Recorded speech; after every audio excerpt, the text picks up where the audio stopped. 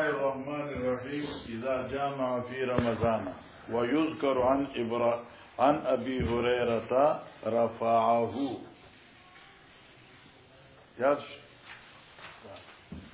ولا تعجل باب دې په بیان د دې خبرې کې یو سړی په رمضان المبارک کې جما وکړي نو داغي سو حکم دی روزه مات شوا او کنا چې مات شوا نو دا قضا فقط یا قضا مال کفاره ده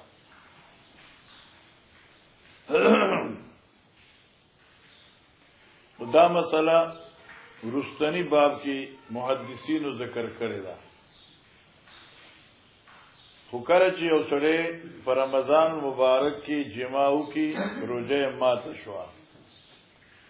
او په دې باندې قضا مال کفاره لازم ده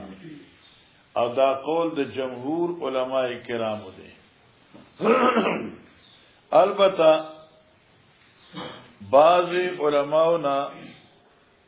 دا قول نقل دی لکه سعید ابن المسیب شو اور امام شعبی شو دیوی روزه مات دا اور فقط یو رز د قضا دا کفاره نشته یو روزه بو ساتي او قضا بدون الکفاره خدا قول مرجوح دی او منسوخ دی او جمهور مسلک القضاء مع الكفاره لکه رستو روایت د سلمہ چاگه صخر بیاضی دی مشهور خبره ده دغی روایت را روان دی من افطر یومن فی رمضان من غیر عذر ولا مرض چا بی عذر پر رمضان کی روجم ونساتلا یا اخوڑلا لم یقضی صیام الدهر وان صامه نو قضا نشی پورا کی دی روجی پر وجود زمانی سره اگر چې د روزه وساتي زما ترجمه یاد کا دا د بوډاګانو سره د تجربې نه واه لم یقضی معنی صدا قضا نشی پورا کېده په اعتبار د ثواب پر وجود زمانی سره اگر چې د روزه وساتي بعض علما لکه موږ پرون چویلو په دې کې دا مسله کوي چې لکه د دې قضای نشته ده ای وجدي ذکر نشته دی چې د دې قضا مکافات کولی نشي نو کې ټول عمر ساتي نوم دغه قضا نشي پورا کوله چې د سر نه قضا در باندې نشته دی په مراد ده نه لم یقضیه قضا نشي راوړلې دی یعنی په تکمیل د اجر او ثواب سره په ټوله زمانہ وبي قال ابن مسعود رضی الله تعالی عنہ دا د ابن مسعود سے قول دی وقال سيد المسيب والشعبي وابن جبير وابراهيم وقتاده وحماد يقضي يوما مكانه بس يورز بده روزه اساتي تشمنانو صاحبہ ها مانس شو پدی سړی باندې فقط دې روزي قضا ده او پدی کفاره نشته بس کفاره جنی خو یو روزه شو کنه او چې کفاره مشپېتو روزي دي کفاره نو د شپېتو مسکینانو روټه ده نو په دې کفاره نشته دی دا قول منسوخ متروک مرجوح وقول د جمهور علما کرامو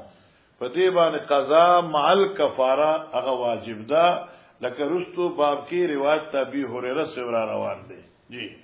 وفي قال حدثنا عبد الله بن منذر سمع يزيد بن هارون قال اخبرنا يحيى بن سعيد ان عبد الرحمن القاسم اخبرنا محمد بن جعفر بن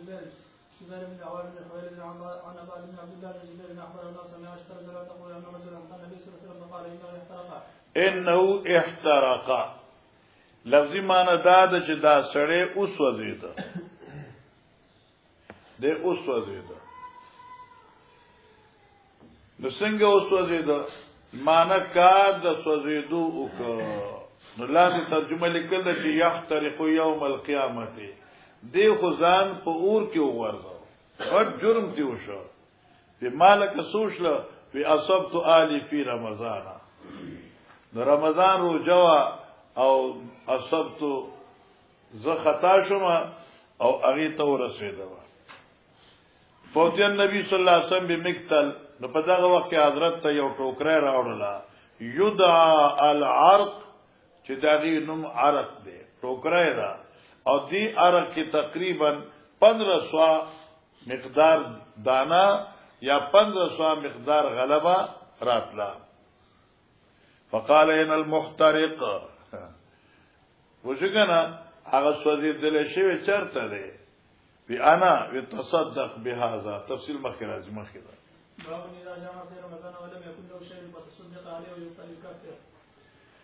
ګوره دا مسله یاد کا، دا ډیره ګرانه ده،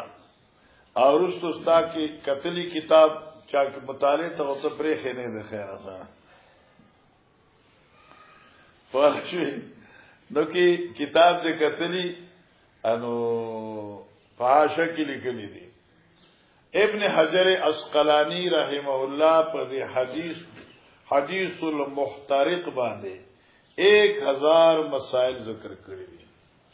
او یو قول دا دی چې ابن حجر په حدیث المحترق باندې 2 جلد کتاب لیکل دي، او د دې باندې تقریبا 1000 مسائل استنباط کړی دي. 1000 مسائل په دې بنا دي. مسله دا لکه دا عبد الجلیل شو مثلا د په رمضان مبارک کې څه ګډ وډ کارو، مثلا سبق و تقاضا کی ښا اوس په دې باندې خو رجوع ماته شو، او په دې باندې چې کم دې د شپېتو مسکینانو توام یا 2 میاشتې روجي شوې. اوس دې روجي نشي ساتلې، څه عذر دی، او دی لاغه مال د کفاری میلاو شو، او دی په خپل ورته لاچار دي، نو څه کوي؟ حاصل دا کی آیت دا دی هغه کفاری هغه تصدق چې کوم دی دی په خپل کور بیبي او په بچو باندې وکي، نو آیت دی کفارته عن افطاری ابلا، آیت دغه کفاره چې دی ورکړه خپل خاندان ته، نو فدیه ادا شو، دی بریو ذمہ شو او کنا. نو علماء کرام فرمایي چې نه، دی بریو ذمہ نه دی، احناف مسلک سره دی، بریو ذمہ نه دی. اوس کې د حدیث کې چراغلی دي، نو د حدیث مراد دا نه دی چې دین اسقاط کفاری شوی دی. حدیث نه مراد دا دی چې په دې باندې انفاق واجب، تا هدايه خو به ویلی بیو کنه، په دې باندې انفاق طالبیت واجب، اور التکی فطرانه فدیه واجب وا، لیکن هدايه لیکل دي چې کله حقوق العباد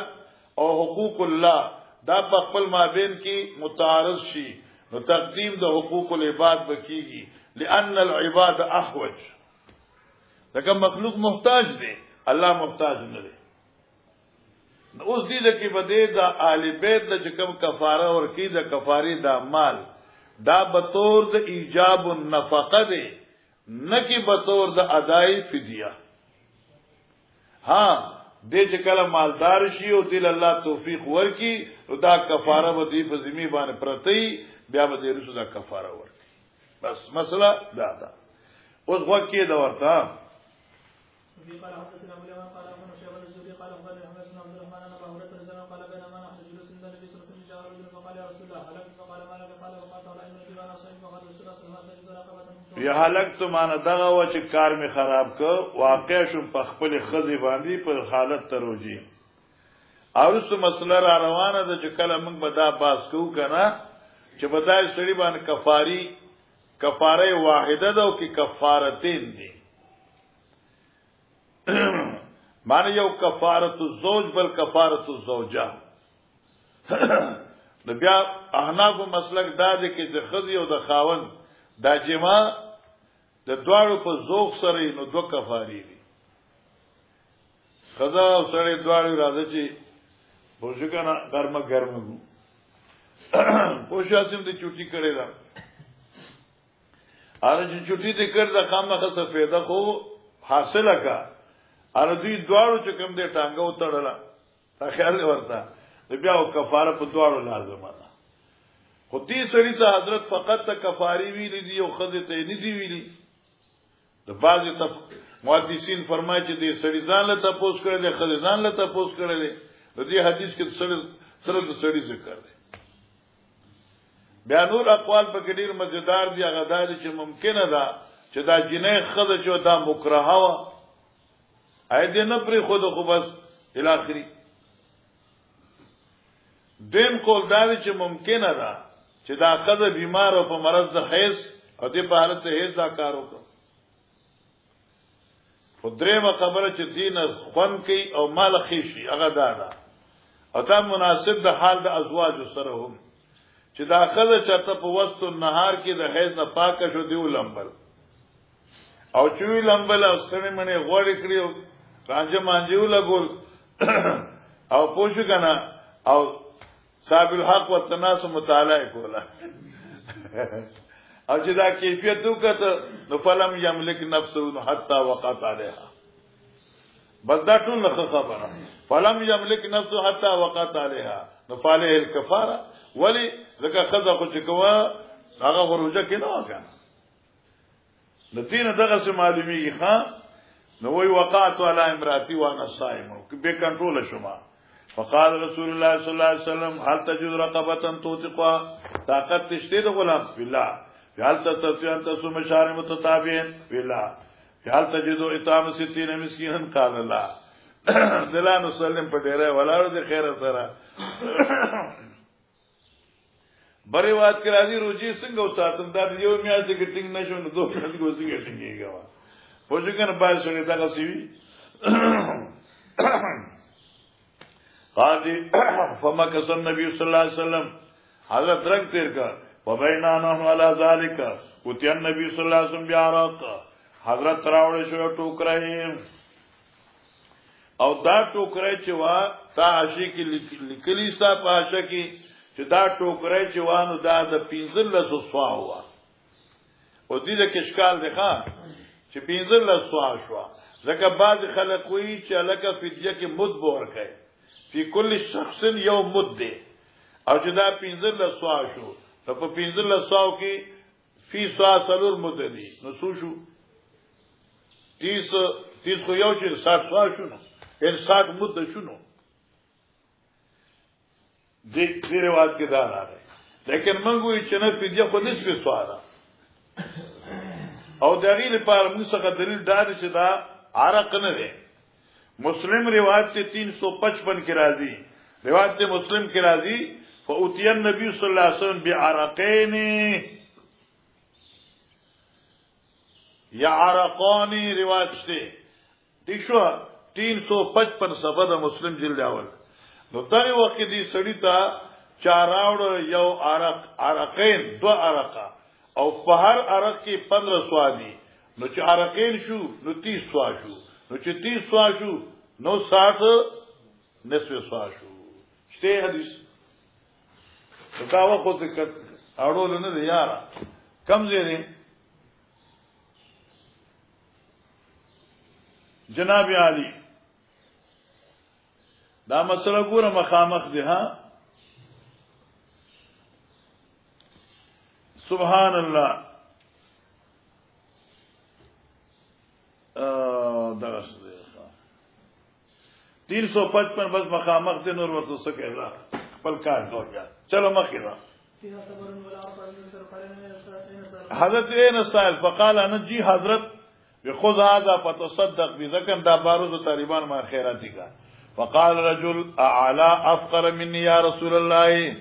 ادا تصدقكم فاغچا چې مان زیات لا چار دي فوالله ما بين لابتها يريد الحرتين کارجن مکا آل بیتن نشته په منځ دي دوارو کارجن مکو خاوند یو کور افقر من آل بیتی فذكر رسول الله صلى الله عليه وسلم حتى بدت انيابو ثم قال اتم اهلك حضرت او خندل د اخلاق دمر خندار اعلی چې انیاب مبارک اخکار شو په زیر خپل آل د ورکا ٹھیک شو مولانا صاحبہ منګوي چې دا آل ته ورکول زکه دي چې دا آل محتاج مستر الى الانفاق او کفاره په دې باندې پاتې ده علی سبیل التراخی ٹھیک شو مولانا صاحبہ او دې کومه مسلې لکه تاسو دې حاشیه لیکلې دي چې دې سړي باندې کفارشته او کینشته ده نو پر اچھا وګوره وقت استنبط بعض العلماء من هذا الحديث 1000 مسائل 1000 مسائل د حدیث المخترق نه علما او راځي دي بیا په دې باندې دا بحث دی چې آیا امام شافعی رحمه الله داودی ظاهری فرمایي کہ خزا او سړی دواړه یو ځای شي نو په دې باندې فقط یو کفاره واجب ده ځکه حدیث کې د کفاره واحده ذکر دی او احناف حضرات چې په دې باندې کفارتین دي ځکه چې سړی بل جانی دی او خزا بل جانیه ده او د دواړو جنایت شوی دی ایبا روجه فرض هغه ما تکړ دی په تکړه او دلته کې حضرت خو یو کفاره ذکر کړدا د شوافی اهل ظواهر وی چالک سکوت فی موقع اصل بیان بیانون دی او حضرت دلته کفاره واحده ذکر کړدا لہذا په دې باندې دوړ باندې مشترک کفاره شو لیکن موږ کفارتین دی او دې حدیث کې چې کفاره واحده ذکر دا ای وجدا چې سائل سړی فقط خزي سوال نه کړي خزي بیا بل سوال کړي او یا غنور سلور جوابونه ستادي کتاب لیکلي دي هغه ما درته مخ کې وی یو خو پکې دا چې دا مکرهه وا بل خبر دا چې دا صغیره خدام خون نکی بل خبر دا چې دا کافره وا دم خون نکی شاشي لیکل دي او خسته خبره بدلې چې یا مکرهه وا تیشوا اور یا چې کوم دینو دا بیمار وا او دی روجن دیما روجن وا یا په هیڅ کې وا یا د هیڅ نه طاهر شي وا بس پاک شو نه کېده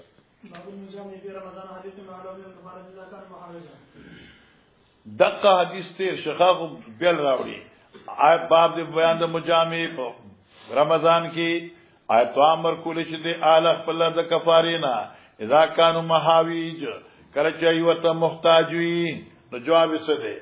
حال کې اشاره ده آیت خپل الله من وجب علی نفقه اغیر دې کفاره ور کول شي او کنا اتفاقی خبره ده چې آو اوس په دې کې دا واسطه چې آیت محاویجی اهلا کې دې دا کفاره ورکی نو حال یکفی ان کفارتی ام لا نو مسله صدا لا فوجګنا لا ولی ځکه آل کفاره د آل نفقه په دې باندې واجب ده هغه وجوب بیل دی او دا کفاره د دې سبب وجوب جدا دی لہذا دا کفاره په آل باندې نه ادا کیږي او کې آل محتاجو دی ولور کی نو الکفاره یبکی علی رقبته چلو ابي قال حدثنا عثمان بن ابي شيبه قال حدثنا جرير عن منصور عن الزهري عن عبد الرحمن عن ابي هريره قال جاء رجل النبي صلى الله عليه وسلم فقال ان الاخر وقع على امرك في رمضان فقال تجد ما تحدث رقبه قال لا فقال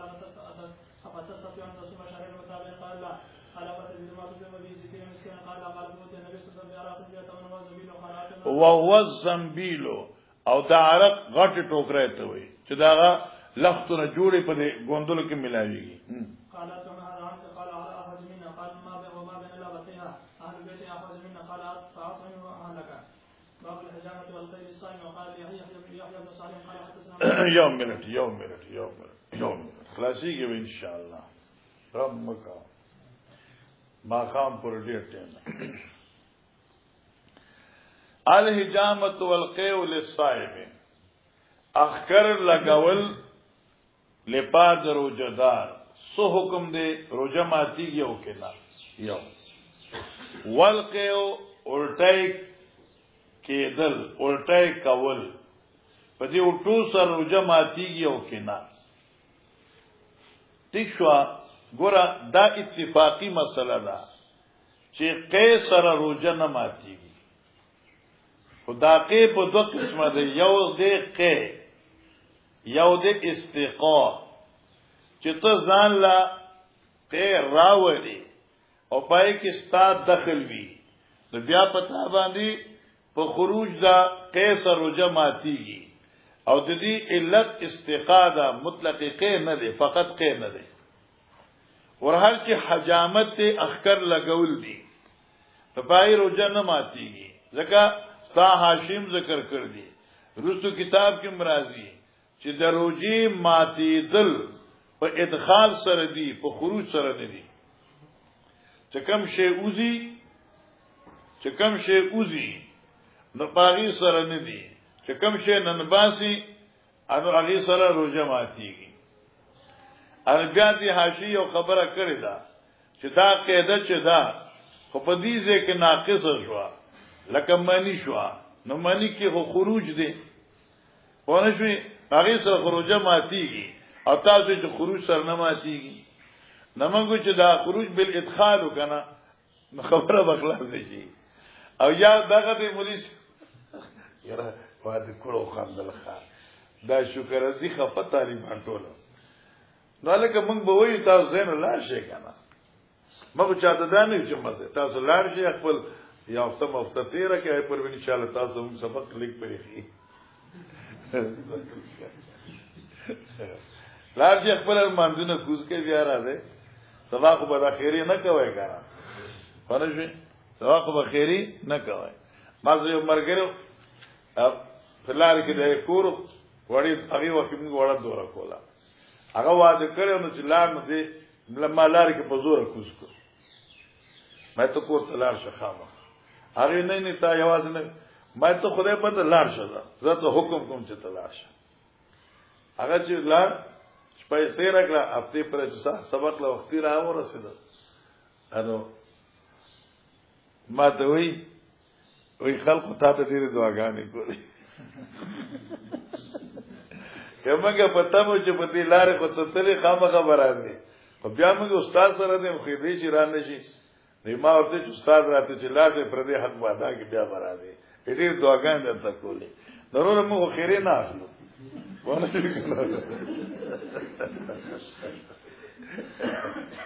کاجی انګورا په خروج سره روزه نه ماتيږي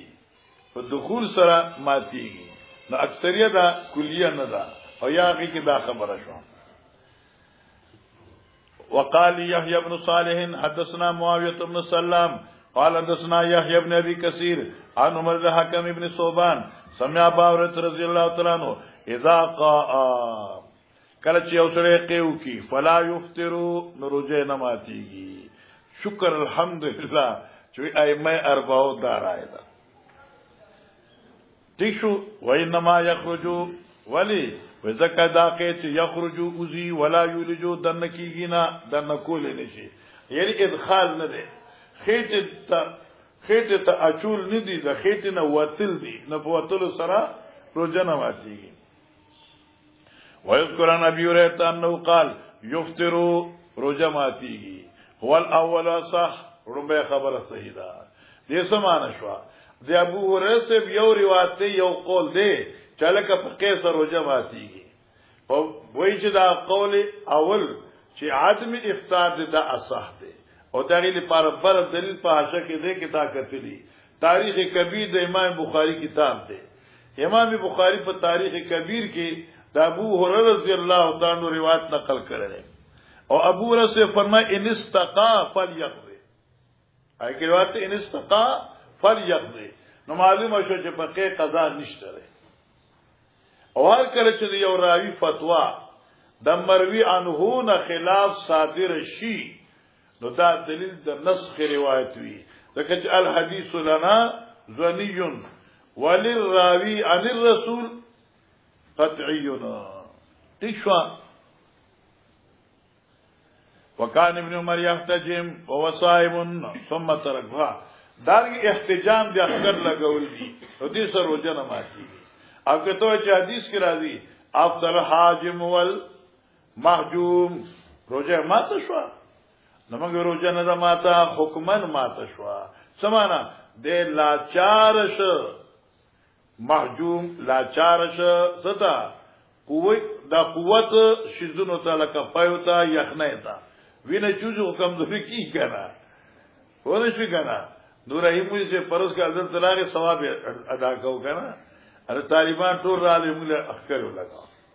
انا بس بعض مرګري خو پکې خدای خکړه یو طالب بالکل لکه داسې کمزور لکه صفات الله خو بیا تکړه دي خو دې نم کمزور نحیفو انا هغه چې زلاره من هغه داسې رفیع دوه باندې ما ولې نه پیږي یاره ګرام باندې کان مې ملګا پاچا کرو لګاو سره بیوش شو او داسې بیوش شو چې بالکل نقل او حرکت ختم شو نور ایمو سره هغه ماته وي سړی مړ کی مې ځا الله دې خیر کی از چې واقعي دنه لار واقعي سره خراب دي همازه قدم شته الحمدلله دم می چې په واچو سوي ستر یو غړو مې پاسه مړه ټول طالبان دې پریشانې کې تکړه دي دا کله ورته نو اوس دغه سه حاجم محجوم دی دغه څه شي مسترشی لپاره د خوراک د پيو ته یخنۍ ته یا د بل سیستا او حاجم زکه چې د سبب د څه شي سبب وګرځیدا نو الحاجم والمحجوم معنا دا شو حقیقت مراد نه ده یا من حاجم زکه چې دا وینه را خو به وینه راخله کېدا راخون کې ډیر کم بچیږي چې دا وینه تیر شي اوس بس کپته آکې د ګلاس کې دا بس چلو شي دوی ایسا حساب کتابو کې کنه نو سبا ډیر آسان شوی دا پای وخت به تاسو او معجومه ده او په سره دال چې اوسره د شپې اخکرو لګي درځ نه لګي خو کې وی راکوم روزه نه ماتيږي خجیم ثم وكفكان يتج بالليل وقت جواب موسی لیلن ابن عمر سے درځ اخکر لگاو بیا پری خدا او ابو موسی د شپې لګولو په دادی لپاره نه چې روزه ماتيږي خو سره محتاج روزه تا ماتول تا ويذكرن سعد وزيد بن ارقم ام سلمى وقت احتجموا صياما حالت روزي اخر لګولو نو کې ماته دي نو بیا څنګه لګاو وقال بكير ان ام القما كنا نحتج من داش فلا ننها من بدات اشیاء به سخو او من په ضرورت اخر لګاو هاتیا شی صاحبي منګه من کړي نو نه ماتيږي وير الحسن الغير واجب مرفوعا حسن بصرینا او دا غنو صحابونا تابعین روایت نقل دے مرفوعا افضل حاجم والمحجوم امراد من افضل حاجم والمحجوم مراد سره حاجی محتاج رجمات تا روزه ماتيږي اے مات شوا دا مراد نه دي او جریبه سلو جوابونه دی لیکل دي وقال عياش حدثنا عبد الاعلى حدثنا يونس الحسن مثله قيل وان النبي صلى الله عليه وسلم تدا روایت نبی پاک نے نقل کړي هغه نام او بیا رسول الله اعلم دانه چې تردد هو تفویض العلم الى الله جی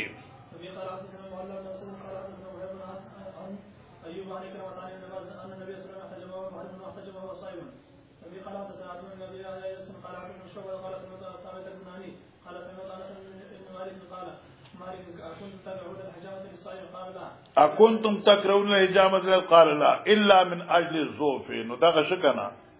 او ظوف نه مراد یا خدا چې ظوف د عمر نه اګه بوډا سره دې چای نه ویلو چې بیا پکې څه پاتې یا من دا شو چې وینه وته اگر چې سره ځوانو خو زما په شان له بوزدلو او پاغي مان بیوشي غشی رااله راخامه بیا مقوی غذا ته محتاج کیږي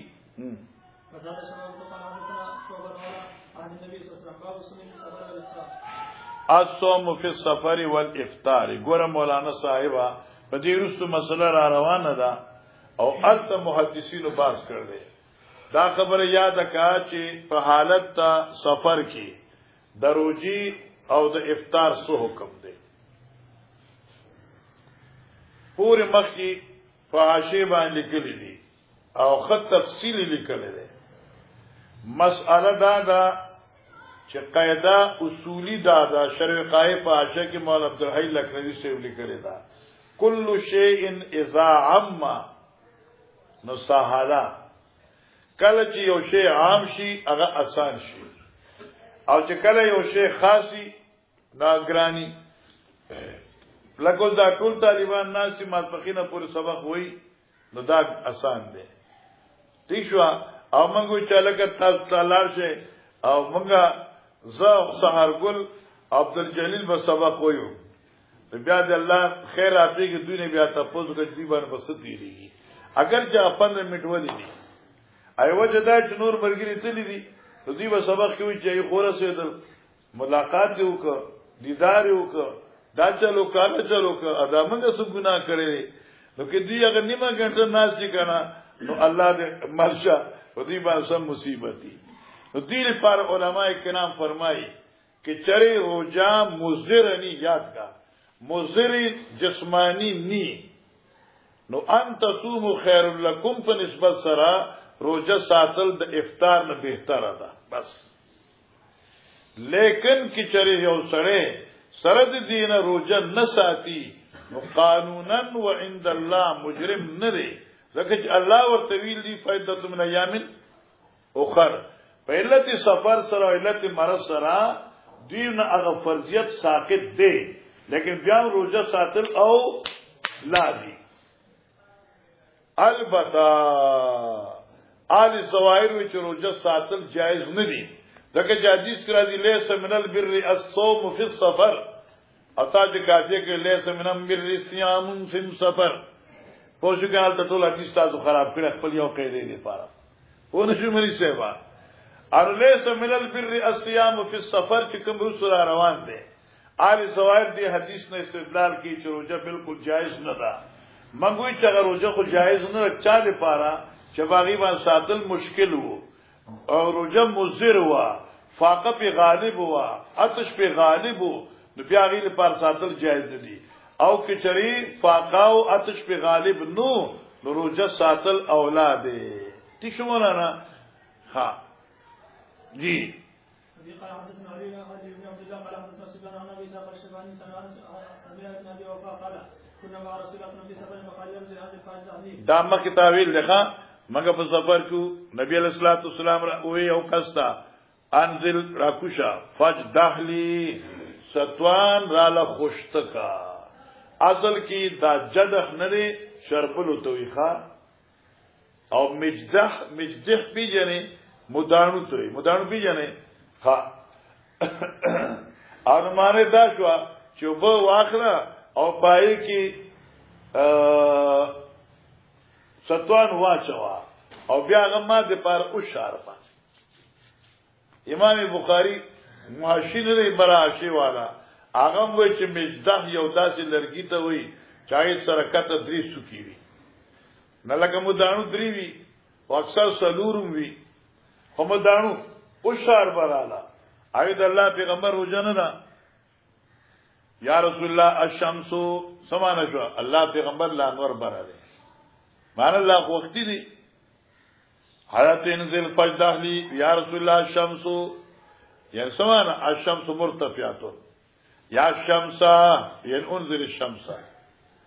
قال انزل فجده فنزل فجدا فشربا ثم رمى بيديهنا بیا اشاره وکړه په لاس دلتا بزارتم الليل اقبل من هاونا کجتا تو ګورش پیتا چراغ راخ کار شو د هاونا نا کمنا مشرق طرفنا نو فقط افطر الصائم حکمن ما تشرو جد الصائم مقصد سو حضرت چې ورته دي الشمس هاونا دای وخت خلانور وو خلک تاسو روزي خو ساتري دي خیر سره لانور ویو خلق مقدمات د افطار شربتونه جوړي سونه راوړي ورته بیا ناشتي مقصد دا چې لکه افطار له تیارې وکا نو چې څو وخت دي ستوان خوشته کړ نو نور غایب شو نو حضرت وی بچیا چې دی خوانه شپه اخکار شي نو که توس خوري نه هم حکمن تسشوي مفطر شوي نو بیا خپل افطار سره رسو کوي تابو جرير وابو بکر ٹھیک شو گنا ابو بکر بن عیاش عن شیبانی عن ابن ابي اوفا قال كنت مع النبي صلى الله عليه وسلم في سفر چلو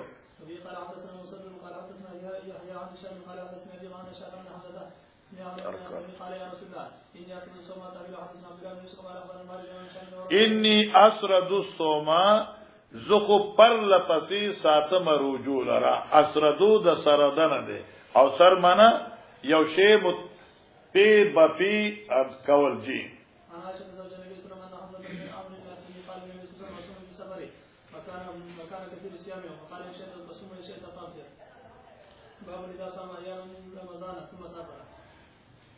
ګوره علماء کرام یو روایت ته او دا تاسو مخکې ویل دي یو روایت ته چې هغه کې داسې راځي هر هغه انسان چې شهر رمضان پیراشي او دې دغې نه صبر خروجي په کور کې اوساتي بیا په رمضان ایامو کې دې په سفر شي نو دې باندې افطار جایز دی له افطار جایز نه دی ځان په پوښه حدیث ته من استحل علی رمضان ثم سافر فلم يفطر یو سړي باندې رمضان په کور کې راغی بیا غي نوستو دې سفر کوي نو دې افطار جایز نه دی دا مسئله باندې ځان پوښه لکه دورو جیدو ساتل دریو دیو ساتل او لاهور ته کراچۍ ته روان شوي او تعالی روزه ساتل جایز نه دي امام بخاری دا باب راوړ او من استحل علی رمضان دای حدیث تضعیف ته اشاره وکړه چې هغه رواج ضعیف ده او دغه لوی دلیل دا دی چې غزوه بدر په کم میاشت کې وا رمضان کې په ولسم تاریخ د رمضان او حضرت مدینی نه چراتن روزه وا په پلار کې بیا ما تکړه حالانکه سنه ولس رضی خروجی مکه ساتلی دي په وسط رمضان سفر کړی دی او بیا په روزه ما تکړه دا خبره نه نو توجه کوه اذا صام ایام من رمضان ثم سافر اوس دې کې امام بخاری حکم ورنکا تا نه تاسو کې حال يجوز له الافطار ام لا افطار ول جائز دی یا نه جواب څه دی نام یعنی جائز دی والا جی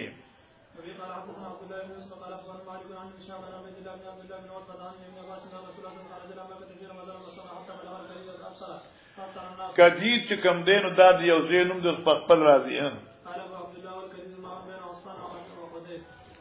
دا څومره راهنمای کې بخاری زمګه ګوره بلغل کدید و سیجیو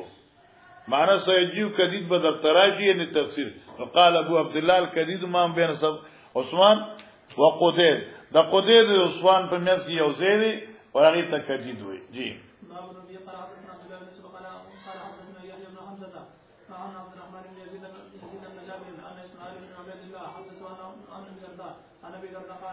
خرجنا مع النبي صلى الله عليه وسلم الافطار في يوم حار حتى يضع الرجل يده على راس من شد الحر وما فينا صائم الا ما كان من النبي صلى الله عليه وسلم ويقرا ګوره دې حدیث نه دا معلومه شو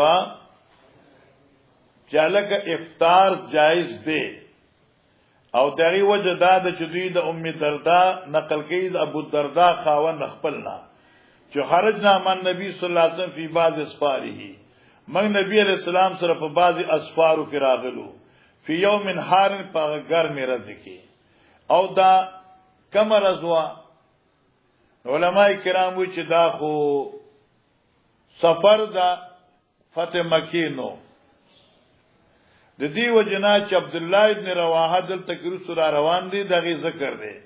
او عبد الله ابن رواحه د فتح مکی نه مخکې وفات شو شهید شو په غزوه موته کې دا خو سفر دا فتح مکیوم نه ده او دارنګه دا سفر د غزوه بدر هم نه ده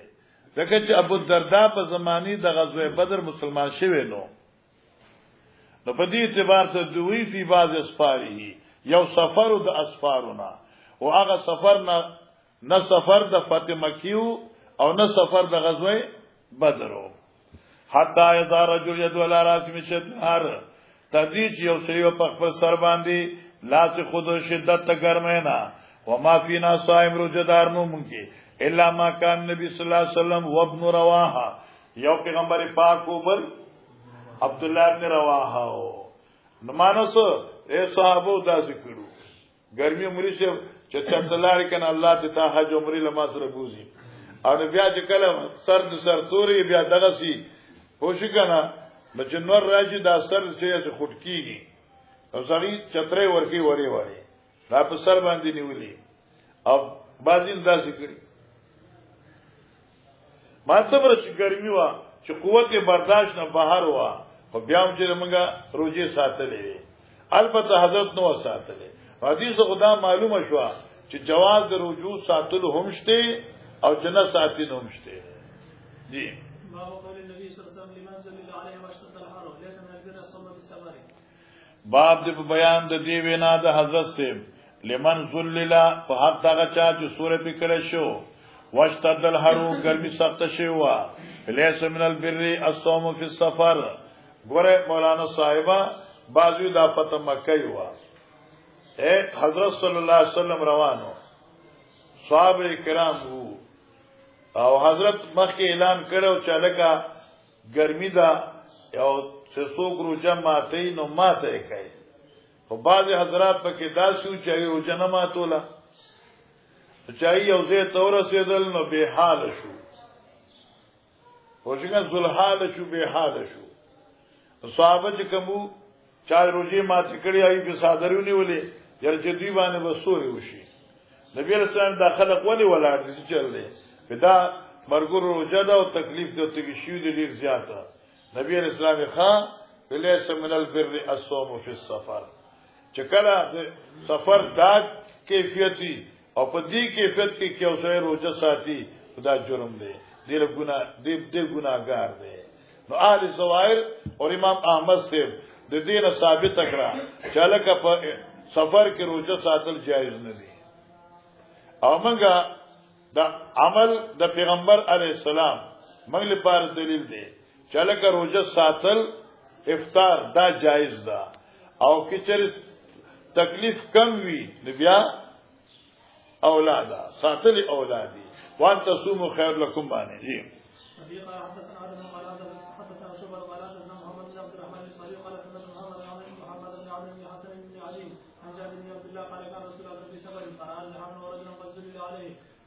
یو سړیو چې پای سوره کړی شو ها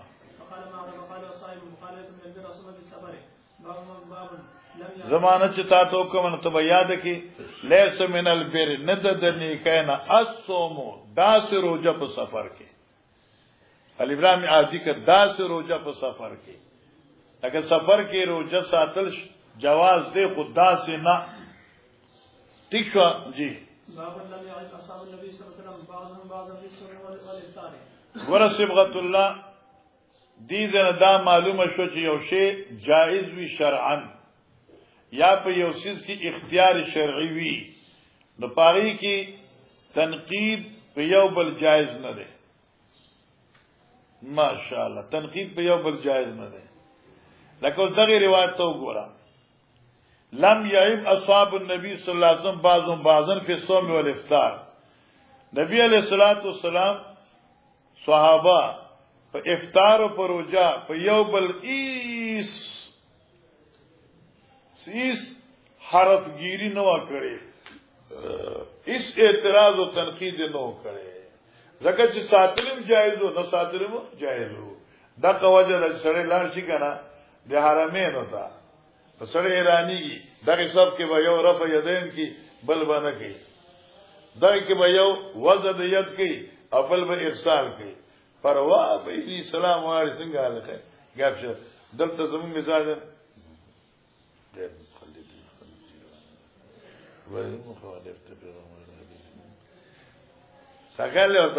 حالانکه داخلي ستړي شو زمونږه چاله اختلاف د اولاد د غیر اولاد سره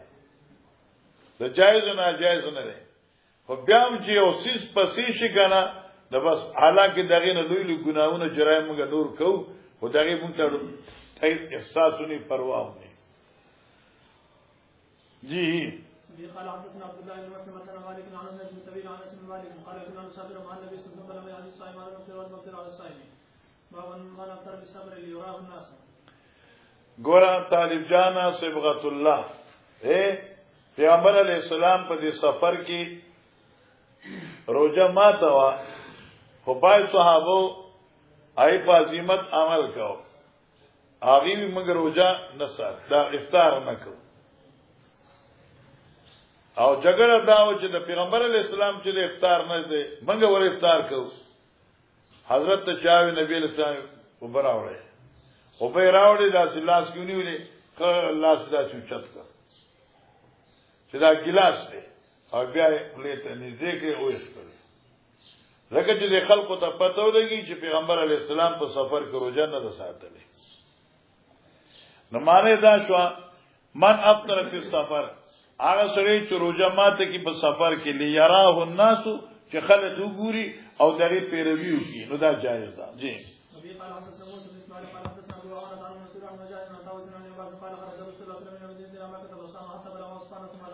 خرج رسول الله صلی الله علیه وسلم من المدینه الى مکه مدینه مکه تراغه فصام روزه ساتلې وا حتا بلغ عثمان عثمان تراغه ثم ذا بمان بیا راغ وخت وب فرفع ولایته اوس ګورا دا مشکات چې سره وای کنه نو هغه ځکه دا حدیث باندې بیا سره مشکل شي نو ګړبړ کوي لفظي معنی دا فرفعه ولایته نو چته کړه دا وبلاستا نو بد خلاص ته نو چتیږي او په لاس چتیږي بیا بس کوي دتره فرفعه او چته کړه دا وب الایته خپل لاستا نو ایوب جانا او با پلاسو چتیگی لاس کو بو نو چتیگی حضرت فرفا ولایتی اوچت کرو بلاستا نو تیاغی جواب داده چه دا بخاری دا روایت دراوینا ده دی بعضی اجزا ثابت شوی دی او دا روایت پا ابو داود کی پا 334 کی دا سے ذکر دے فرفا ولافی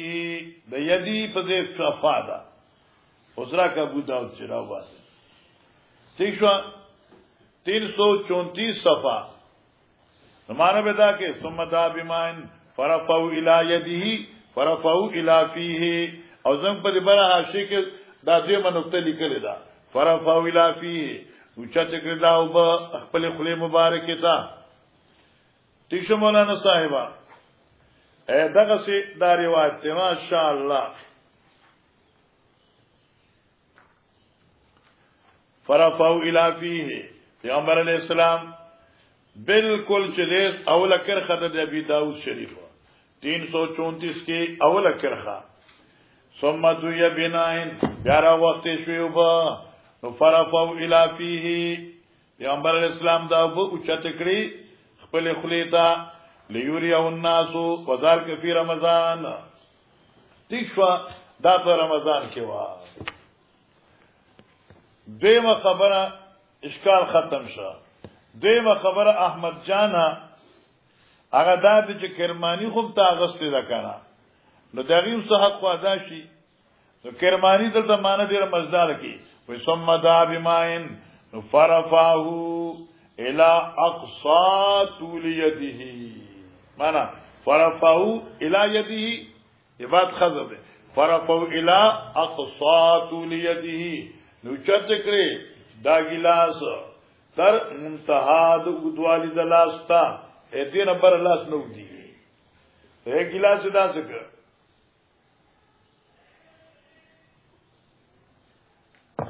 نو اوس مزرال شو ان شاء الله چلو وشکن ماوی کنا شابه دبرهم پرې د فافتر حتا قدم مکه تا وذلك في رمضان وكان ابن عباس يقول قد صام رسول الله صلى الله عليه وسلم افطر فمن شاء سوق غواړي روزه ساتي ومن شاء افطر جی بس تا نظر شمه قربان شمه دې کې مسلې ته وکړه دا دې کتاب التفسیر کې ویلې ده وعلى الذين يطيقونه فديه طعام مسكين باندې بخاری شریف کې چې کوم باس دی هغه دا دی چې ابتداء دا روزه چوا دا حالت تخییر وا غریب سره به روزه ساتي مالدار سره چې وسته فدیه وی نو دې اختیار دې روزه ساتي ثواب ګټي نو تا به سره ده او کې دې دغه په دې یو مسکین لا سارو ماخام دوټه مروټه ور کوي فدیه ور کوي هم خوخه ده وعلى الذين يطيقونه هر هغه څوک چې طاقت تروجي ساتي سره د مالداري خپل نه معنی یاد کا ففدیه من مسکین هغه فدیه ورکول شي خلاص خو بیا چې رسول راغی من شهد منکم شارفل یصبه نو دا اختیار چونو دا منسوخ شو. بس د بخاری مقصد فقط دا دی. یو خبره دا د یو راوی باس کوي. جمهور علماء کرام فرمایي چال الذین یطیقونه چې کم دی دا د دې مصداق هغه افراد ندي چې بچا باندې روزه بل اختیار وا بلکې دینه مراد هغه افراد دي چې د چا روزي طاقت سلب شي. انسا یونسا چې د چا روزي طاقت سلب شي لکه شیخ فانی شو تیشو دیزه کې جواهر په عاشق لغونه کمې دي او موږ وایو چې دا پورا کې اودیشن پانی پیلاو ته مزه جمعه شروع وکړه دروازې کلاو کې درنه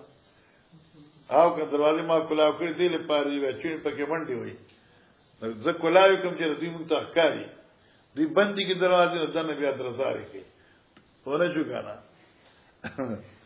ساکاله ورته په بدلې باندې پوښوي بنا پر اختیار او بیا وروسته حکم راغی چې دا باغ چا باندې چې طاقت سلب شي لکه شیخ فانی شوا شیخ فانی شو جواهر کې دلته دی لکه طاقت سلب شي لکه حایزه شوا وځګنا یا مرضعه شوا یا حامله شوا دا مراد نه دی. حامله قوت حمل نه بیا ګڼل شي کنه تا خیال دی ورته حایزه چې هیڅ ختم شو بیا روزه ساتل شي کنه. شیخ فانی هغه چاته وي چې بیا قوت برحال کیږي نه نو فدیه هغه لپاره ده. او دغه ځکه انور شاه کشمیری صاحب چې کوم قید لګول دی هغه ډیر مزیدار دی چې اطاق یطیقو بمادته آیات کې ښا هغه د جلالین نه بخلاشي چې لا مقدر دی حمزه د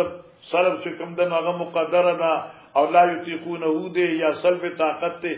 هغه وی اطاق یطیق بمادته یستعمل فی کل فعل یتعذر. بس دا طاق یطیق خپل ماده ده چې دا استعمال پغزي کی چې بالکل صحیح یو شی بتاون متعذر وی بالکل نشي کولای. جی قال ابن عمر وسلم بن عقيل صحابه شهر مزاد النبي في القران هذا الاسبوعات من الهدى والفرقان ومن شهد بالشهر فليصوم ومن كان مريضا على سفر فعده من ايام اخرى الى قال تشكرون. قال بس بدی مطلب پوښوي ابن عمر او سلمہ ابن اکواوی چې نسختها ای یطیقونه دا اختیار منسوخ کر دے دی آیت کے کم شاہ رمضان لذیذ اور بائی کے فلیصم ہو دے. جی قال ابن عمر قال حدثنا قال حدثنا عمرو بن مرة قال حدثنا ابن ابي ليلى قال حدثنا صاحب محمد صلى الله عليه وسلم نظر رمضان فشق عليه فكان من اطعم باليمين مسكينا ترك الصوم مما يطيقه ورخص له في ذلك فنسخها وتصوم خير لكم فامر بالصوم. قال حدثنا هاشم قال حدثنا ابن اعلى قال حدثنا عبد الله عن ابن عمر قال اتيت ببعض مسكينا قال هي منسوخه. جی من اطعم كل يوم مسكينا ترك الصوم مما يطيق تشو ورخص لهم في ذلك فنسختها. بیا انت صوموا خير لكم چره فامروا بالصيام نو مخکنه آیت منسوخ شو. بل حدیث ابن عمر دی قرا فدیه طعام مساکین یہ قرآن قرات مشهور څه دی فدیه طعام مسکین او یو کله مساکین هو منسوخه دا فدیه طعام مسکین منسوخ شو په فل یصوم الصلاجین. باب متى يقضى قضاء رمضان وقال ابن عباس لا باس ان يفرغ لقوله تعالى لقول الله بدء فعدة من ايام اخرى. وقال سيد المسيب في صوم عشر لا يصلح حتى لا يصلح حتى بس ګوره بس ګوره مسئله ته واقع ده ښا ماشاءالله اج ګوره خان دی ورسره مچ سره زکه مخ خان دی چې دا اوس عبارت دمر سو جوړول شي اجدا چې کوم وی میدان تراشي انو دا هم کمال دی او غیله انعام ورکول غواړي. یو ورځ موږ په دې لارې باندې روانو یو سوزوکای و بیکار وانه اي په بل ټکی لیکلو اوس نه یم بیکار وان سوزوکای هغه شاته لیکلو خلاصه لچنګه ستاسو پلان داسې سعودي فهمښوي مانا خان دې سره ستاسو پلان داسې سعودي مانا ستاسو خو له څه کلی نشته ته زمانه سوزوکای درولې خان دې نو مطلب دا چې شکر وباسي چې دی وخت یو سره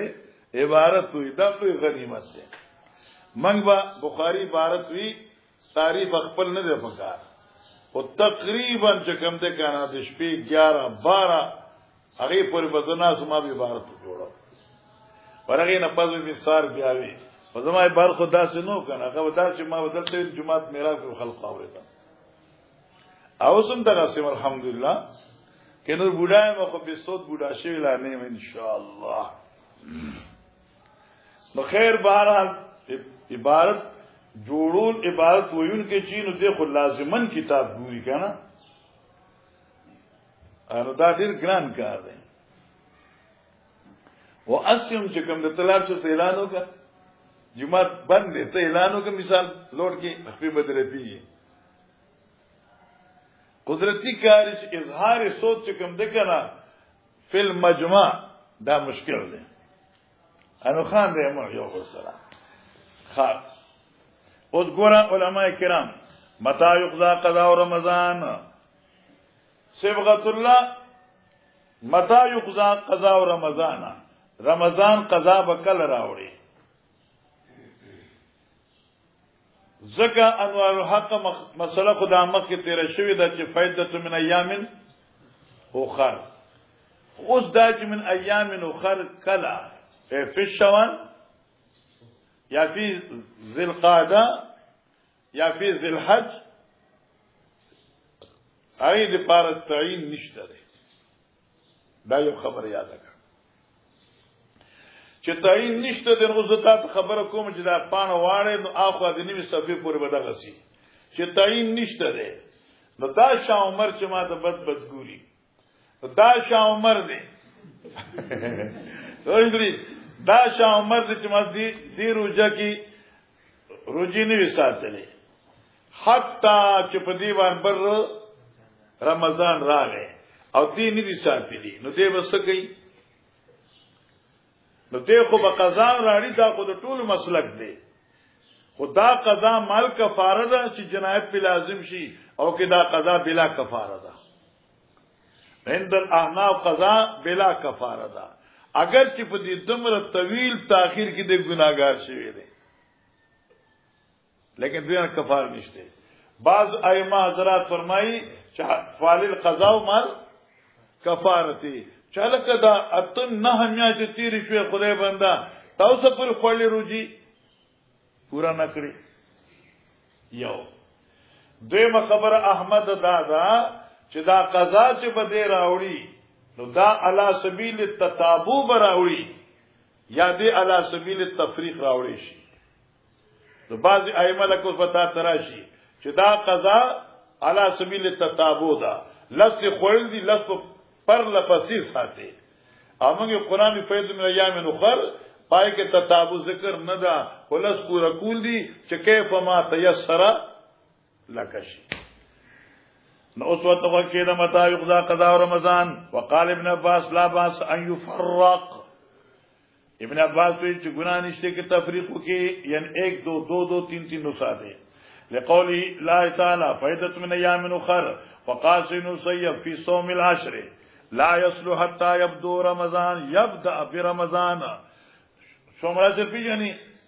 نفلی روزي د ذل حجه د ذل حجې چې روزي ساتي دا تعالی جایز نه دي سوچ دې مکه غاړه خلاص کړنی په قضا د رمضان تکاول هو حق فرضی دی کنه دا دې قول دی خو موږ کې دې نفلی روزي او ساتي او دا قضا لا دې په ذموي ګناګار نه دی. ولم يذكر الله تعالى ما شاء الله فوشكنا خاص. وقال ابراهيم النخعي اذا فرط ابراهيم النخعي اذا فرط کله تفریط کی تقریبا کوئی زیاتی ہو کی اور رجوع ساتھی حتى جاء رمضان اخر چراش رمضان اخر يصوم ما دعا رجوع ساتھی ولم يرى له طعام فدیه پینشته فقط قضا ده. ويذكر عن ابي هريره مرسلا وابن عباس انه يطعم. تشوا اوس وکړه ابن عباس روایت ده چې انه یطعم شوا دې به قضا مل کفاره راوړي. اوس منګه غلی ناس امام بخاری میدان ته راغی. امام بخاری میدان تراغه هغه وی ولم یذکر الله الاطعام اریا ته کہا ولم یذکر الله الاطعام الله په قران کې اطعام نے ذکر کرے انما قال فیدت من ایام اخر مقصد امام بخاری پوښ احمد امام بخاری وی قران فیدت من ایام ویل دي صرف قضا در وجودا اے قران اطعام نے ذکر کرے لہذا اطعام نشته ده قربان دتا نصبغت الله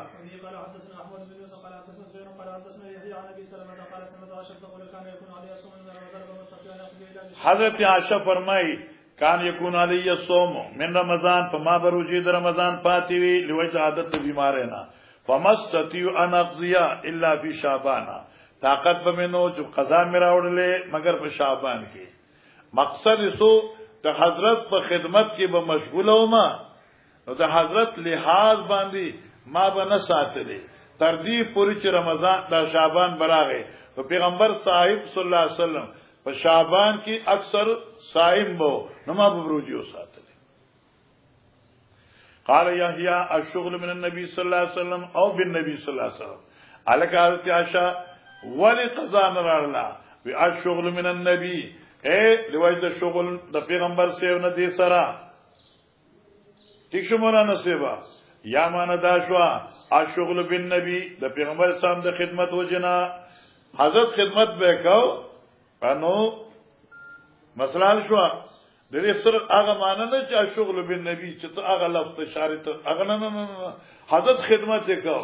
او خدمت کې خدا غوي چې تابعدار وفادار وي نو هر وخت تیار وي چې زما د زوج سوچ وي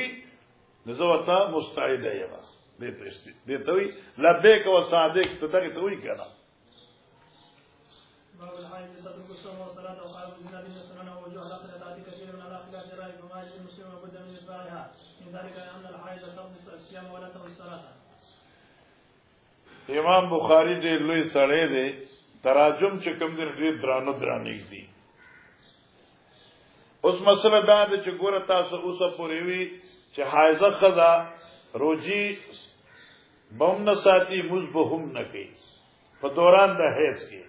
خو چې کله دې د طهارت راشي نو یقضي الصوم ولا یقضي الصلاه اوس په دې سوال دی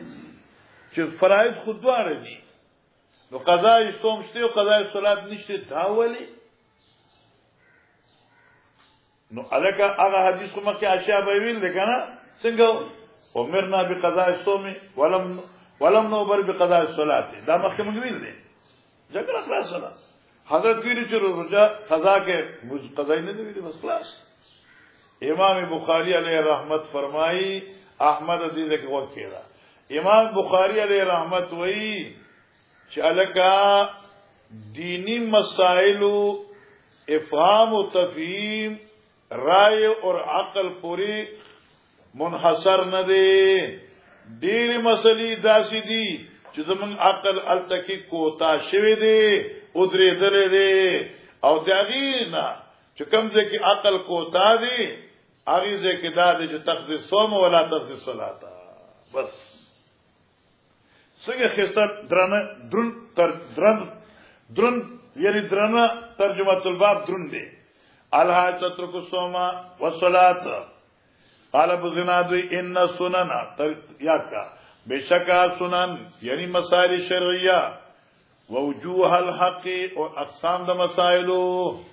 حق په معنی د مسائل دی وجوه معنی اقسام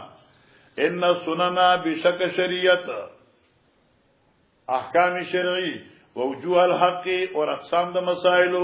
لتاتي كثيرا على خلاف الرأي دا خام خرازی مخالف درائنا درائي خلاف راضی نو فما يجد المسلمون بد من اتباعها نو فما يجد المسلمون نمومی مسلمانان خلاصی دغید تابدارینا دا بوزنوی مچواری سرکار یار زما عقل نمانی نو ستا عقل نمانی نو ندی منی کنا حکم دا اللہ و دا رسول دازی تو بے منی نو زمین استازو دیر مذاقی ہو خواهی با دیزه که یو داسی مسائل که باقی یو خبر کولا وی یو خده دا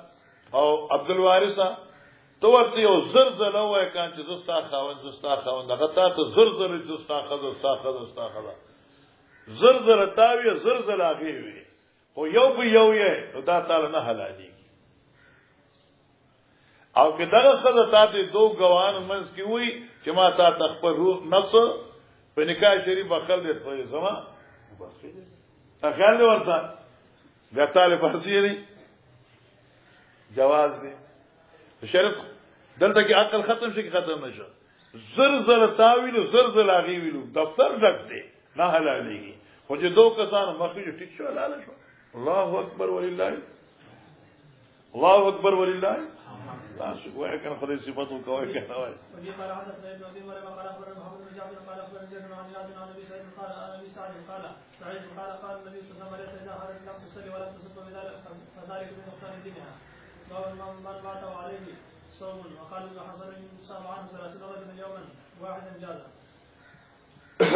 ګورا علماء کرام دا یو لویه مسله ده چې کله یو سړی مرشي پاغي باندې روجي مزونه پاتې وي نو دغه قضا ادا کول خودي لیکن هغه څنګه نو تمره یا ساته چې عبادتي مالیو کې خو نیابت شته ده خو عبادتي بدنیو کې نیابت شته او کې نشته نو بعضی حضرات د بخاری دی روایاتو په بنا باندې هغه عبادتي مالیه په عبادتي مالیو باندې بدني قیاس کوي یو سره مرشه د میاشت روزي نه وي ساتلې او میاشت روزي د مزونه نو کړی دای وارثان راجم شي چې د بابا ذمہ خلاصو او دیش کسان را پاشي چې سبا د جمعې پر د منګه د بابا ترنه روزه ساتو او دیشو کسان روزي ساتلې نو دغه دیش روزي ذمہ فارغ شو مزونه پاتیو دغه ځامن را پاسي د بابا په ځای باندې موږ به یو میاش قضا مزونه کوو نو دا قضا ادا کیږي حدیث ظاهر اما الاحناف دای په نسبت باندې قضا نشته څنګه عبادتي بدنیو کې نیابت جایز نه ده او زمونږ دلیل هغه د نسائی حدیث ده او زمونږ دلیل هغه د موطا امام مالک حدیث ده لا يصوم احد عن احد ولا يصلي احد عن احد نه یو سره د بل په ځای موږ کول شي ان یو سره د بل په ځای روزه ساتل شي ها باقی ائمه حضرات وی امام شافعی سے چې قولی جدید کی چې امام شافعی علیه رحمت فرمایي چې دا روایتونه غیر مخدودي چې یصوم انو ولیو روزه ولی ساتل شي مګوي دا ذکر د یصومو ده او ذکر د یصلی ده لیکن مراد د صوم نه او مراد د صلات نه فدیه ده او هغه فدیه نه تعبیر په نه عبادت سره کړي او پای باندې دلایل دي ٹھیک شو من ماتو علی صومن قال حسن بصری انسان صلاتون رجلن یو سره مرشد په دې دیش کسان روزي وساتي واحدن په یو ورځ جاز دا خبره جایز ده او ذمہ به فارغ شي خدا قول حسن بصری دی جره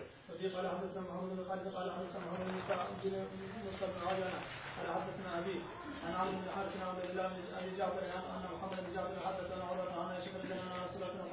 قال لما طال الصيام صام عنه ولي وطبع ابن واحد عن هغه سړي چې مرشي پای روجي روزه به ساتي دغه په دې ولي دی صاحب ابن واب عن عمر ورواه يحيى ابن ايوب عن ابن ابي جعفر بل حدیث وایا ها اصله خو یاد شو کنه ما ته هم مسله وی امام شافعی علیہ رحمت مسلک دار چې اطعام به ولی کوي د میت طرف نه خو په وز د هر یو روجي او په وز د هر یو مز مدم من قمح یعنی یو کوړه ور کوي کوړه پیژنې سلورم ایسه د سوا او احناف مسلک دا دی چالکا ولینا موز پاتې شروجي پاتې شوي نو دې بدغی فدیه ورکړي په مقدار د نصف صامن بر یا د قیمت خو مشروط په دوه شرطونو ده یو دا چې شرط وصیت کړی وي دا پتا واجب ده چې وصیت نه کړی او ته دا کارو کې دا ستا تبرود او ستا احسان دی په دیم شرط ده چې دې میت دمره ترکه د ثلث نه پریخي وي چې پای کې د دې د عبادت او کفاره ادا کیدی شي او کې دې خپل مال نه پرې خوده بیا پتا باندې وجوب نشته ده جی قال حدثنا محمد بن عبد الرحيم قال حدثنا معاوية بن عمرو قال حدثنا زائدة عن الأعمش عن مسلم بن عن سعيد بن جبير عن ابن عباس قال جاء رجل الى النبي صلى الله عليه وسلم فقال يا رسول الله إنما ماتت على رسول یو سره راغی یا رسول الله انه می ماتت زما مرمنه شو والے سو مشار او بغي باروجي د میاشت دي اف اقضيه عنها قضات راوړم قال نم او فدين الله حق يقضى بس او دا حدیث کوم ده کنه دا محتمل د معنیینو ده اف اقضي عنه څنګه اداءن اعتبار نفس یا اقضي عنه کفارتن فدیتن فدیه شوا او زمون دلیل چې کوم دی نسائی روایت ته من مات والے سو مشارن فال یتمن مکان کل یوم مسکینا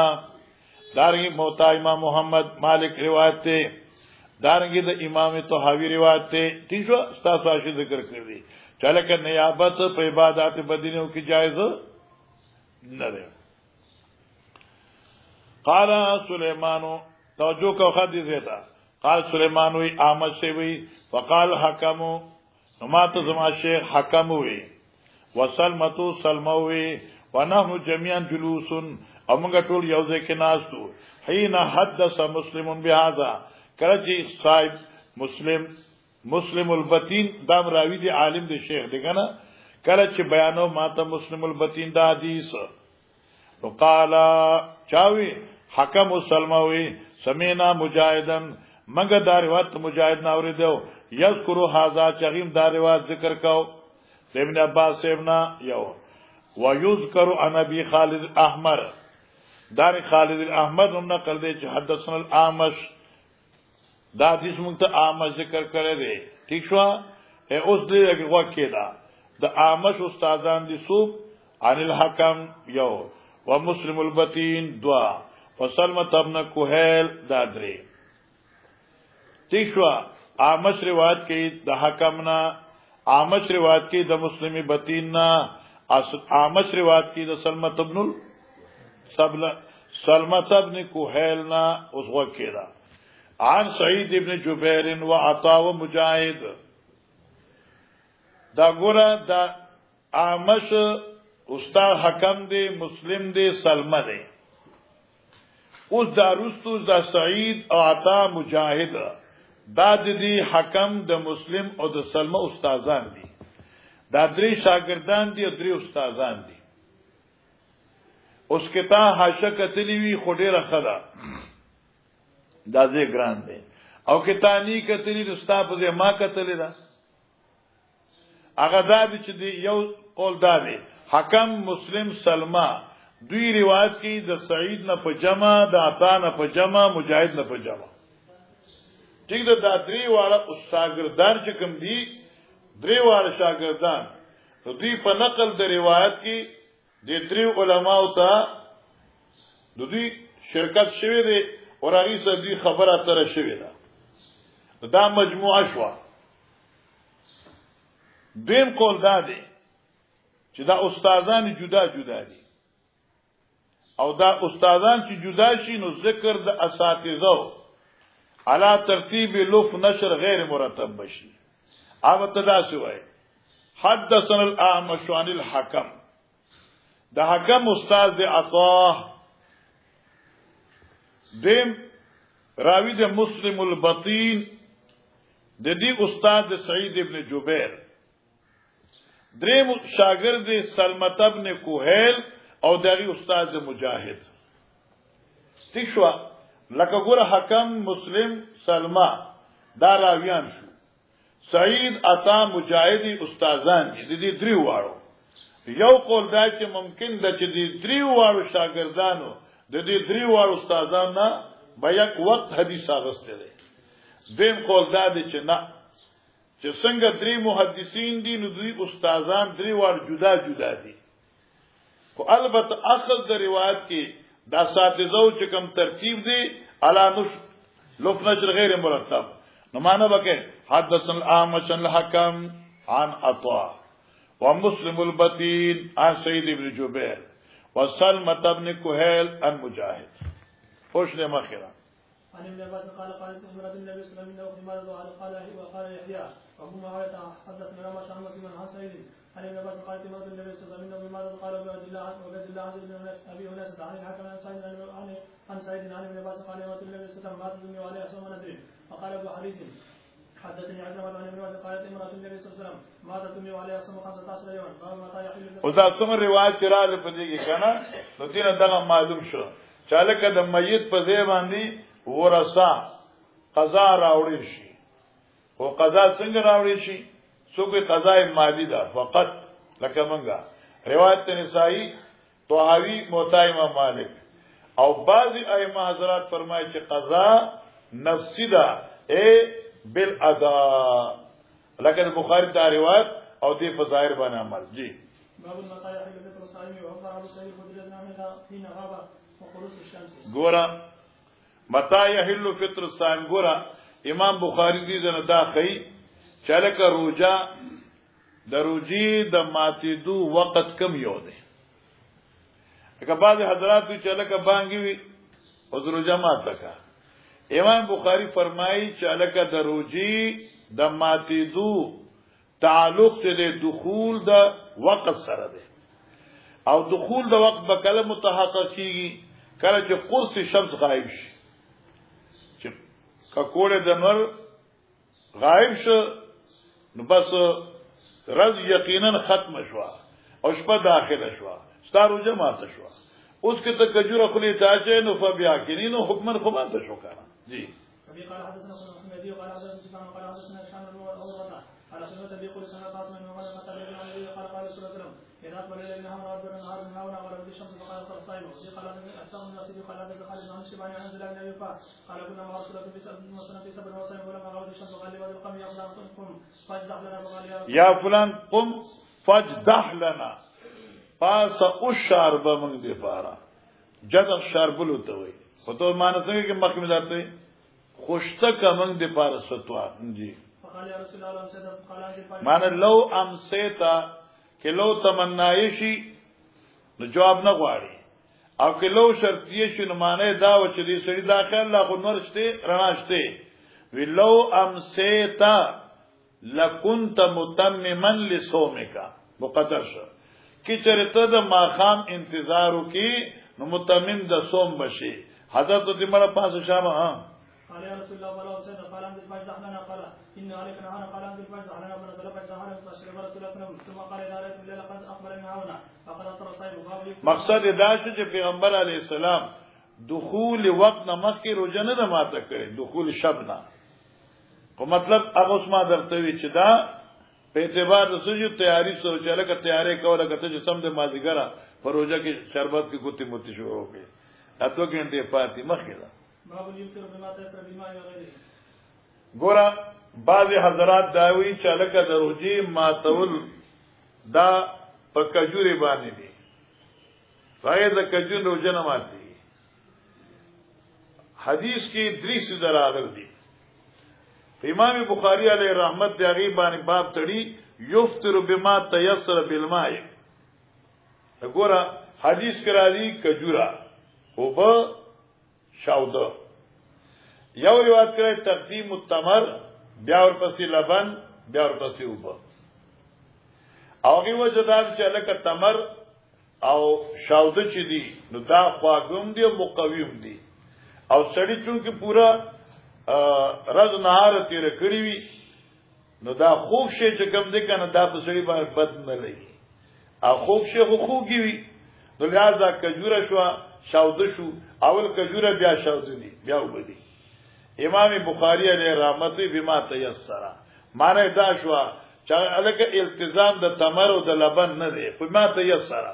که چر دغه تیسر په تمر کې دی جو تمر دی که دغه تیسر په لبن کې دی لبن دی که دغه تیسر په اوبو کې دی جو به اخلاص کله مخکې ده قال حدثنا مسعود قال حدثنا عبد الله بن قال حدثنا شيبان سليمان قال سنة عبد الله قال سنة رسول الله صلى الله عليه وسلم قال قال النبي الشمس قال انزل فاجدع لنا قال يا رسول الله لو سيد قال انزل فاجدع لنا قال يا رسول الله ان عليك نهارا قال انزل فاجدع لنا قال ثم قال اذا رايتم الليل قال اذا رايتم الليل اكبر من نهار فقال فصيم وشرب السباق الى المشرق باب تعجيل الافطار ګوره باب تعجیل الافطار باب د بیان د تعجیل د افطار کې زما خیال له لس منټه وقفه کوم المنو دی ان شاء الله سره لس منټه ما تاسو به وکړم مسأله په مثالو کې دا چې تعجیل الافطار پس تحقق د وخت نه دا قید لګوا او په دې باندې هغه حدیث دی چې رسول الله صلی الله علیه وسلم فرمایي زما امت په هغه پورې په خیر کې وي سو پورې چې دوی په افطار کې تعجیل کوي پس تحقق د وخت دا ځکه ما چې غیر مجلدین چې کوم دي کنه ناغي چې کوم دی لا غروب متحقق شوی نه چې ما خام شوی باندې دای ډیر مخکې او شیعه چې کوم دی نو سو پورې چې اسمان کې ستوري نیر اخکار شوی نو الا ما خام هی نه دی نو لہذا خیر امور اوساطها تحقق د وخت نه بعد تعجیل کې افطار پکار شابه چې په جبل تعالو نه لګي قال حدثنا عبد الله بن قال اخبرنا مالك بن عبد العزيز بن سعيد ان رسول الله صلى الله عليه وسلم قال لا يزال الناس بخير ما عجل الفطر قال حدثنا عبد الله بن قال حدثنا ابو بكر عن سليمان ان ابن ابي اوفى قال كنت مع النبي صلى الله عليه وسلم فقام فصام حتى انصاف ثم قال للرجل انزل فاجع لي فقال ان تزرت حتى تمسي قال انزل فاجع لي فاذا رايت الليل قد اقبل من هنا وقد اخذت وصائمه مزه سره اوره بیا پات خو وای ګورا د دې یو باب ترجمه ده حاصل خان یو سړی په رمضان کې روزه مات کی ظنن په دې خبره چې ما خام شوی دی او بیا نور اخکار شو نو آیت دې روزه په دې قضا داو کې نه اوشوا دا قول مختار دا دی چې په دې باندې قضا د دې روزه دا او کفاره نشته ده ځکه چې دا کفاره ځکه نشته چې دا عمدن او قصدن نوا عمدن او قصدن نوا لہذا کفاره پی نشته ده اذا افطر فی رمضان ثم طلعت الشمس ما خامش او دې روزه ما تکړه په ګمان خپل بیا نور ښکار شو طلعت معنی ظاهرت دی ګوره ښا دغه وخت طلوع نه کی ظاهرت الشمس خو خدا ټیکری دار چا پلاس دی کنه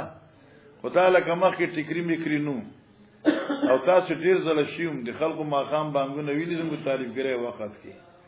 او پوج مزونم شو دی بیا پوج دې کنه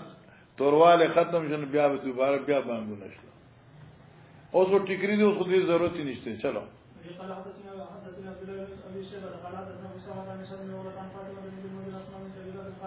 قال قصنا على عبد النبي صلى الله عليه وسلم في يوم غيب ثم قال الشمس تطلع الشام وقال بالقضاء قال ابن من قضاء قال ما امر رسول الله الشام لا ادري قضاء ام لا یعنی هشام وی چې زنیم خبر چې اقضاء ام لا یعنی معنا آیا حکم د قضاء بیان کړو یا نه لیکن محاشی لیکل دي چې جمهور علما کرام مسلک ایجاب قضاء ده او کفاره ځکه نشته دي چې دې کې تعدی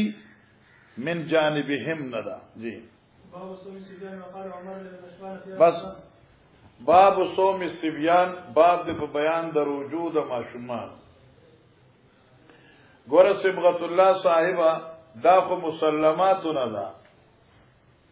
چې رفع القلم عن ثلاث الصبي سو پورې چې بالغ شوی ني نو حکم شرعي ورته نه متحقق کی نه لاگو کی دیو نه مکلف کی حکم شرعي سو پوری نی د دغه بلوغ ني لیکن آیا قبل البلوغ بعد التمیز ماشوم مأمور په صيام ګرځول شي او کنا د قول مختار دا دی چې وجوب پی نشته دی البته جوړول د عادت په بنا باندې د رجوع ساتلو ته دل عادي جوړول پکار دي او مختکول پکار دي چې د عادت جوړ شي لکه حدیث کې چرایي مرو سبيانکم اذا بلغوا سبعا واضربوا اذا كانوا 10 دارنګي علماء کرام او صلحای امت چې کله ستا بچي د 12 کالو تورسي 14 سال 13 سال تورسي پونه شو کنه انو اغي زمانہ کې چې کوم دي کنه یا بسي روجي امر بکای چې دې روزه وساتي مخکره وقال عمر النشوان في رمضان ويلك او سجان لکه وقال عمر حضرت عمر وی للنشوان یو چرسیتا یو نشیتا شراب نشی کړي وا نو غیت وای ورتوی ویلکا وای افسوس دې پتا هلاک شي وسبيان ناسيام زما واړه ما شمار روزه داران دي او ته چې روزه خوري نو فضربه نو پدې باندې وی وه او بعض علما لیکي سیرت ابن هشام نا چې اتیا دوری راوان چولې باندې کوم سبق لتلو ترجمه لا انو الته بچرال دو سو خیره میتوب عام شه ایو خرامیتوب خودم رنو چې چا روزه ما خورل کنه ټایلټ کې به خورل د مدرسې باترومونو ټیل بازار نه براغه ځان له به خوراک شي جيب کې راړ ټیلر په باندې بدن نشنال ته ځان موړ ک ان بیا بار تا وته چې طالبانو سو الکو کا ته سړې چای روزه خورل ار شیخ سے شیخ سے بھی پھر تم مارو کیوں نہیں مارتے ہو مارو طالبان تو جو مارو ملاو شي ونه شو کنه اجداد ځکه چې د ګوسو خېته جوړ کړ او بیا په زنه پاسې دیو نشو نو شیخ ویچ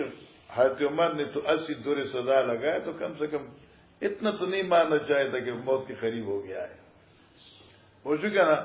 خدا خو چې مړ نشه کنه نو اتیا دوري سزا ولا ورکړه خو مقصد دې دی چې دا دی چې لکه بچی عادیان کې په ساتلو دروځي باندې قال حدثنا مسلم قال حدثنا ابن الفضل قال حدثنا خالد بن زكوان عن عبيد بن معاويه قال ارسل النبي صلى الله عليه وسلم قال ترسل النبي صلى الله عليه وسلم غداة عاشوراء الى قرى الانصار نبی علیہ الصلوۃ والسلام یو سړی ولېګا په سبا د عاشورې د محرم باندې الى قرى الانصار د انصار علاقیتا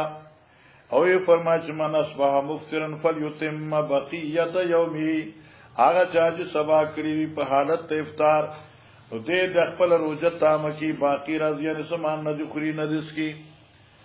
ومن اصبح صائما فليصم روزه برحال ساتي قالت فرمای فكنا نصومه بعد دین پس مودا شوري روزي ساتلې ونصوم صبياننا او موږ به حکم کو بچو تدروجو ونجعل لهم اللعبه من العهن او موږ به جوړ کړو دوی لپاره ګډای د مالو چونا پوښګنا اللعبه منفي ګډای به من العهن د مالو چونا ومن اصبح تشګنا فاذا بكى احدهم على الطعام کله چې ماشوم بجړې ته پروټه باندې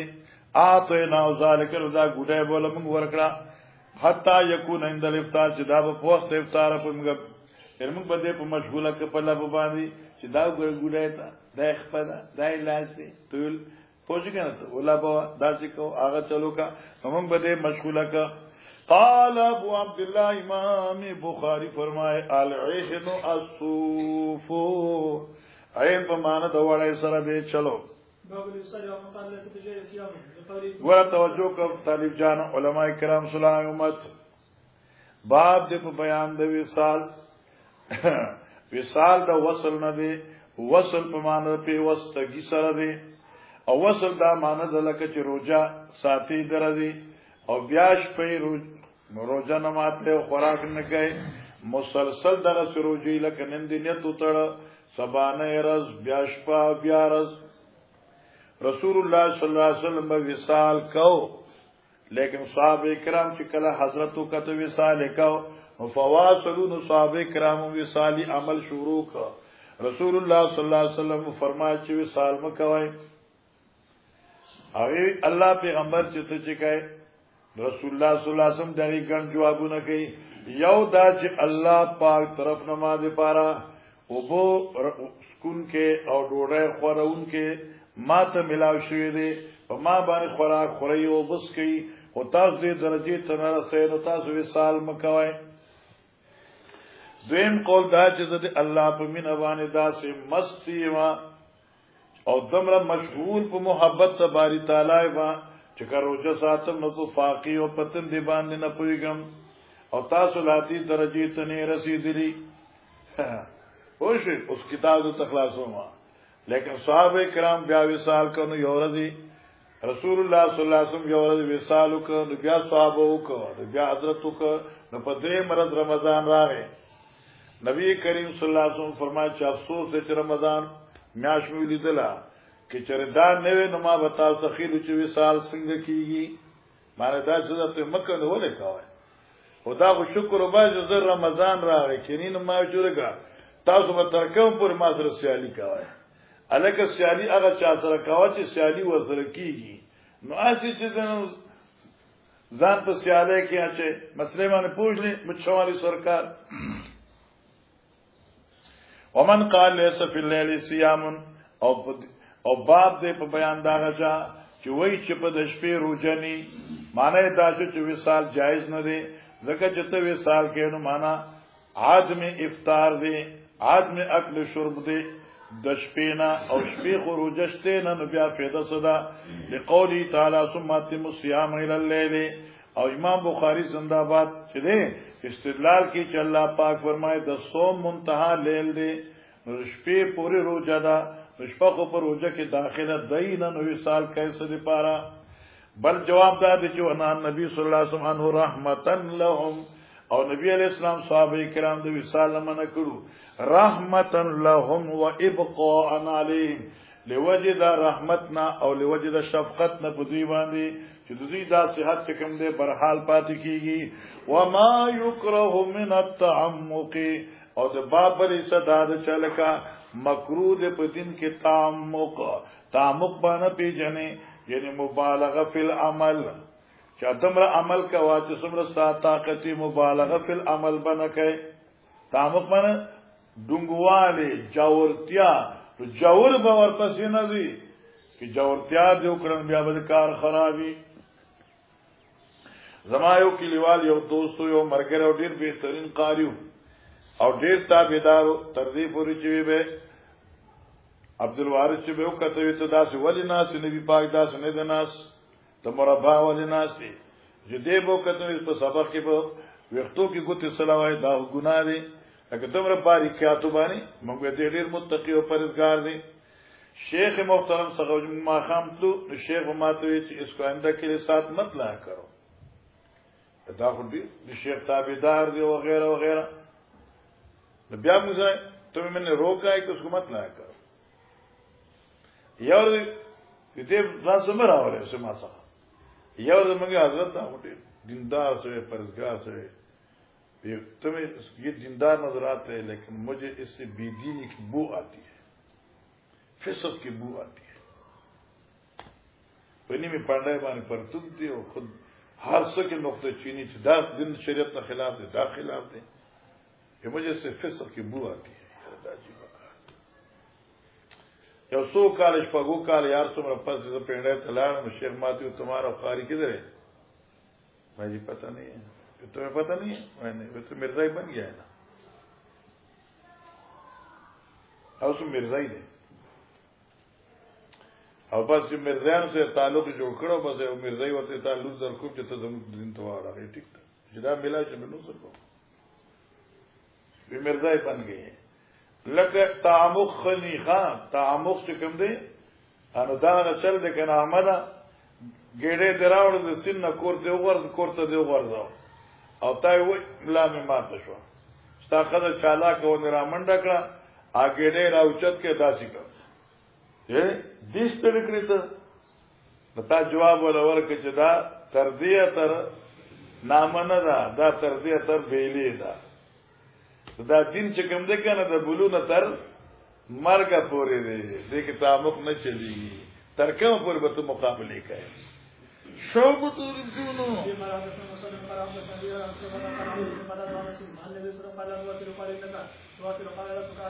نبی علیہ السلام منو او فرمایا وصال نه صحابه کرام ته چې وصال کې عادت لستو مثلکم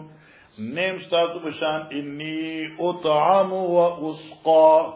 بیشک ما دې پار اطعام طعام را کول کیږي درب طرف نه اوس کول کیږي درب نه چلو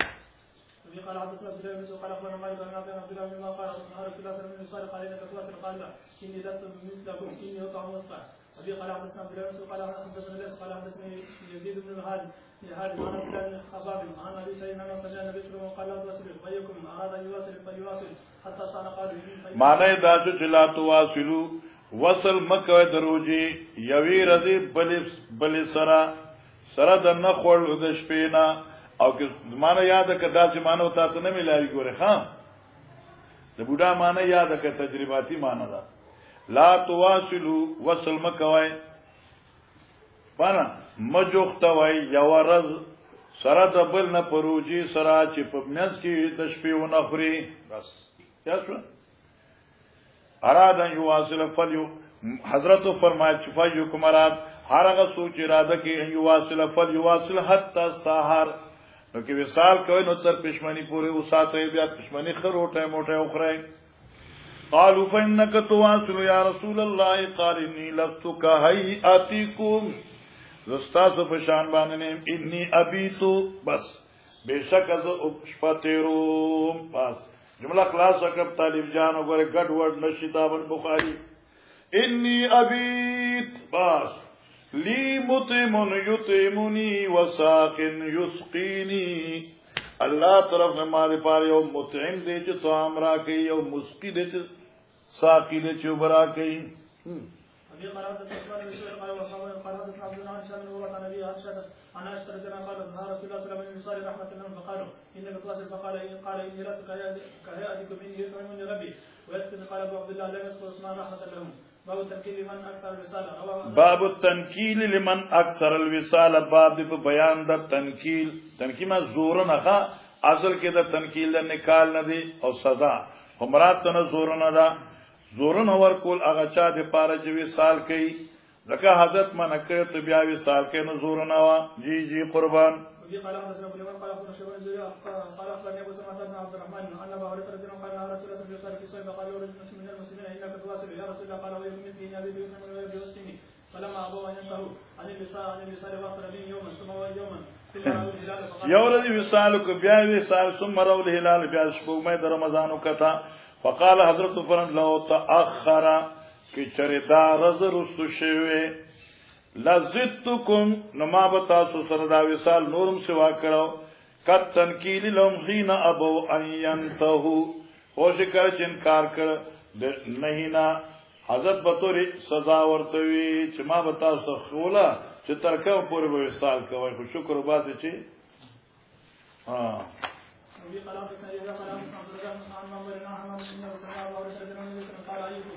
قال إياكم والصلاة مرتين قيل إنك تواصل قال إن أبي تريد من ربي واسكني فاكلفوا من الأعمال ما تطيقون ځان مکلف کړي په اعمالو باندې څومره چې تاسو طاقت وي یعنی ځان مکلف کړي یعنی ځان مجبور کړي ځان عامل وګرځي چې څومره موسويږي ځم منډه وکنه سمانه شو کې چې ته خامخا وصال کړي نو پښمنی پوریو کا بیا پښمنی خروټه او خلا نو بیا پر ورځې لپاره تیار شه قربان قال حدثني ابن ابي حازم عن يزيد عن عبد الله بن حباب عن ابي سعيد رضي الله عنه انه سمع رسول الله يقول لا تواصل فيكم اراد ان يواصل فليواصل حتى سحر قالوا فانك تواصل يا رسول الله قال لست فيكم من ابي تريد مطعم يتم من وسام يسكني باب من اقسم على اخيه يفترى بالتسوي ولم يرى عليه قضاء اذا كان او فقره علماء کرام صلحاء امت مسئلہ داد چې صبغت الله د انوار الحق مل مشي او د صبغت الله روزه نفلی وی او تی ول روټه راوړي هغه ورته وی صبغت الله چې زما روزه ده دغه وخت ورته انوار الحق وی چې استاد قسم وی چې ته روزه ماته نو دې دغه قسم اومنه او روزه ما تکړه اوس په صبغت الله باندې روزي قضا شته او کې نشته امام بخاری علیه رحمت فرمایي چې موږ به د صبغت الله دی حالت ته ګورو کې چې دې بیمار دی ضعیف دی بوډا دی ٹھیک شو د پدې باندې اس قضا نشته او که چې دې خصيحت مند دی او پشان دا پوجګنا پشان د شیر عالم خصيحت مند دی نو پدې باندې قضا شته ٹھیک شو دا د امام بخاری مزاج دی واما عند الاحناف کہ نفلی روزه چې چا ما تکړه په عذر د ضیافت سره یا په ابراد د مقسم سره نو فعلی القضاء پایمان قضا لازم ده جی ایمانو تو کما ما نقسم علی اخی یو طرف تتوا چا قسم ور کړو الله چې روزه ماته کې په نفلی روزو کې ولم یرا ولم بس او دا باب دین جو ولم یرا علی القضاء او باب دې په بیان دغه چا چې نه د واجب کړي په دې باندې قضا اذا كان او قوله کله چې دا روزه ماتول دي سره مناسب د مزاجي لکه ضعیف او بوډاوي دي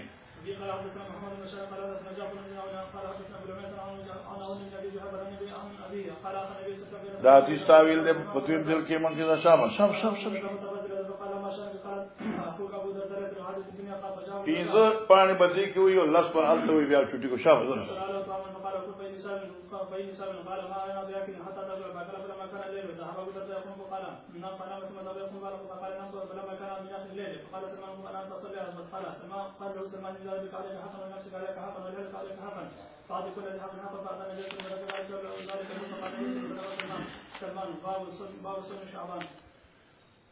باب دې په بیان د روزي ساتلو د نفلی په میاشت شعبان کې ګورا صبغت الله مدذل العلیم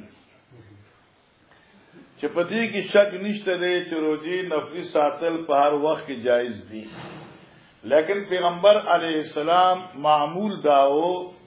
چې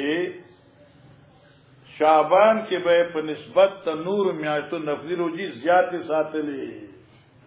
تصردا سمو دا سوا زیات ساتلې ٹھیک شو او دغه سو جواب ډیر علما دغه ویو وجدا ذکر کوي چې امختکول د نصب خاطر چې مخکې رمضان را روان دی او د فرایض نه مخکې خو نوکر وی اے الاتیان بالنوافل نو حضرت په دې کې نفلی روزي زیات ساتلې جی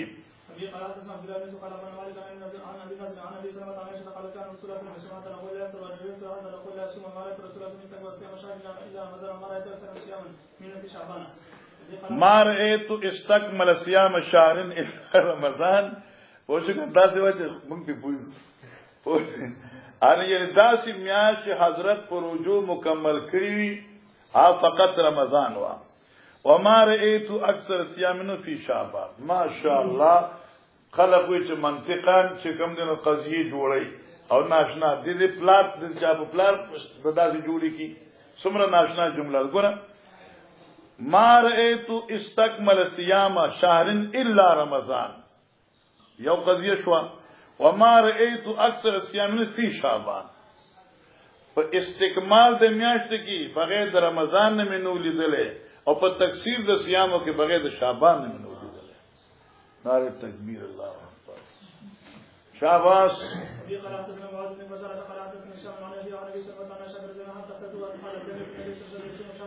أكثر من شعبان فإنه كان يصوم شعبان كله وكان يقول خذوا من الأعمال ما تطيقونه ما تطيقون فإن الله لا يمل حتى تمل وأحب الصلاة إلى النبي صلى الله عليه وسلم عليه ويتخلى وكان إذا صلى قد مرة باب يمكن أن يسمى النبي صلى الله عليه وسلم باب د بیان د ذکر د رجوع د پیغمبر علی السلام او د افطار دا حدیث هم تامخ کې ویل غوړه حضرت په اعمالو کې اعتدال کتاب حضرت په افطار ګورم په افطار بده کته کتاب په روزي ګورم په روزي بده کته او مراد دي افطار او د صومنا نفلی روزي دي قربان قال ما صاب النبي صلى الله عليه وسلم كان قتل رمضان ويصوم حتى يقول القائل لا والله لا يقول ويقول حتى يقول القائل لا والله لا يصوم. ففي قال حدثنا عبد العزيز بن عبد الله قال حدثنا محمد بن جابر بن احمد بن انه سمع يقول لا يسمونه يسمى اكثر الزنا لا يكرمون كشانا كان تشاور تراه الذي نصلي الى الايه ولا نعلم الى الايه وقال سليمان عن نبي بن صالح نحن في صومي. وفي قال حدثنا محمد قال اخبرنا خالد بن احمر ان اخبرنا محمد قال سالت عن سيدنا النبي صلى الله عليه وسلم فقال ما كنت احب ان اراه من شهر صائم الى الايه ولا ممكن الى الايه ولا من ليل صائم الى الايه ولا نائم الا رايته ولا مسست خزه ولا حريره. بس گورا سالتو انس عن صيام النبي صلی اللہ علیہ وسلم قال فرمائے ما كنت احب نوم زچما دا خول چنا راو من الشهر صائما شکرم حضرت فدیمیا چگرو جدار اللہ رہتو ولا مفترا او ما برادن کل چازت گور مفتر الا رہتو ولا من الليل قائما الا رأيتو ان ما احب ان اراه قائما من الليل الا رأيتو چما وینن د شپې په عبادت کورن په عبادت په موکته ولا نائما الا رأيتو مان دا چې حضرت دا روزي او نفلی عبادت ټول اعتدال کیو مکه د پیغمبر علیه الصلاۃ والسلام نزاکت بیانی کی چې ولا مسست حزتن خزتن ولا حریرا مان دې مسکری په لاس باندې اوس پورې رخم افعالیانا من کف رسول اللہ صلی اللہ علیہ وسلم چا دیر نازک وی د لاس پیغمبر سیونا ولا شممت مسکتن ولا عنبرتن ما ندی بوئی کړی یو مسک نامبر اطیب رائحتن من رائحت رسول اللہ صلی اللہ علیہ وسلم چا زیاد خوشبودار وی د پیغمبر د خوش بدننا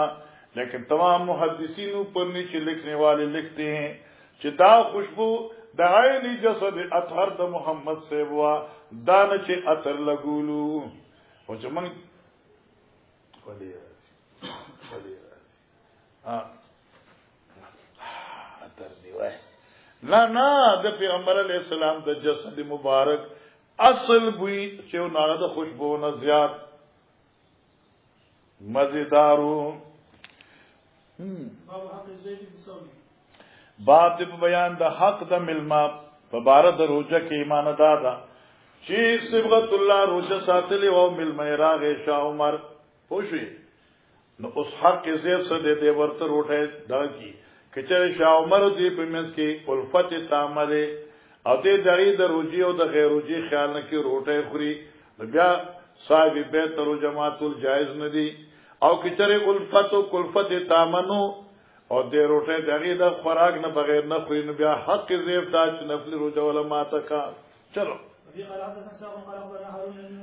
هارون بن اسحاق قال حدثنا علي بن مبارك قال حدثنا ابو سلمة قال حدثنا عبد الله بن عمرو بن عاص قال دخل على رسول الله صلى الله عليه وسلم فذكر حديثا يعني ان لزوجك عليك حقا وان لزوجك عليك حقا فقلت وما صوم داود قال نصف الدهر ما وقت الجسم في الصوم باب دے بیان دا حق دا جسم پروجہ کی دا حدیث تا الطویل دے دوی حصہ کی خان عزت تال دم در کم صوم الدهر پوری وبي قال حدثنا محمد بن مقاتل قال اخبرنا عبد الله قال اخبرنا الاوزاعي قال حدثني يحيى بن ابي كثير قال حدثني ابو سلمة بن عبد الرحمن قال حدثني عبد الله بن عمرو بن العاص قال لي رسول الله صلى الله عليه وسلم يا عبد الله علم اخبر انك تصوم النهار وتقوم الليل فقلت بلى يا رسول الله قال فلا تفعل صم وافطر وقم ونم فإن لجسدك عليك حقا وإن لعينك عليك حقا وإن لزوجك عليك حقا وإن لزورك عليك حقا وإن بحسبك أن تصوم أو بشك كافي دي تالرا فإتباد صواب روجة ساتي من كل شهر 3 أيام فإن لك بكل حسنة 10 أمثالها فإذا ذلك صيام الدهر كله تيجي فإذا فنپوشي كنا لکه ته چې 3 روزي ساتي نو یو روزي باندې 10 روزي شنو پر روزي باندې 10 شنو بیا بل باندې 10 شنو 30 شوي فشدت علي فوج غنا نو فشدد علي قلت يا رسول الله اني اجد قوه قال فصم صيام نبي الله داوود عليه السلام ولا تزل علي قلت وما كان صيام نبي الله داوود قال نصف دار قال فكان عبد الله يقول بعد ما كبر کله چې دی بوډا شو يا ليتني قبلت رخصة النبي صلى الله عليه وسلم. جی باب دې په بیان د ثواب د زمانه حق حدیث بیا راغی زه بیا تعالی جمع درکوم. وابي قال حدثنا ابو اليمان قال اخبرنا شيبان الزهري اخبرني سيد المسيب وابو سلمة بن عبد الرحمن ان عبد الله بن عمر قالوا اخبر رسول الله صلى الله عليه وسلم اني اقول والله لا صومن النهار ولا اقومن الليل ما عشت. فقلت له قد قلت بأبي أنت أمي. قال فإنك لا تستطيع ذلك فصم وافطر وقم ونم وصم من الشهر 3 أيام فإن الحسنة بعشر أمثالها وذلك مثل صيام الدار. قلت إني أطيق أفضل من ذلك. قال فصم يوما وافطر يوما. قلت إني أطيق أفضل من ذلك. قال فصم يوما وافطر يوما وذلك صيام داود عليه السلام هو أفضل الصيام. فقلت إني أطيق أفضل من ذلك. فقال النبي صلى الله عليه وسلم لا أفضل من ذلك. داود سے دروجین زیادہ بہتر رجبل نشتے. جی بیان تک حدیث سے چکم آدم سے ہاں وہ تو ٹھیک شکر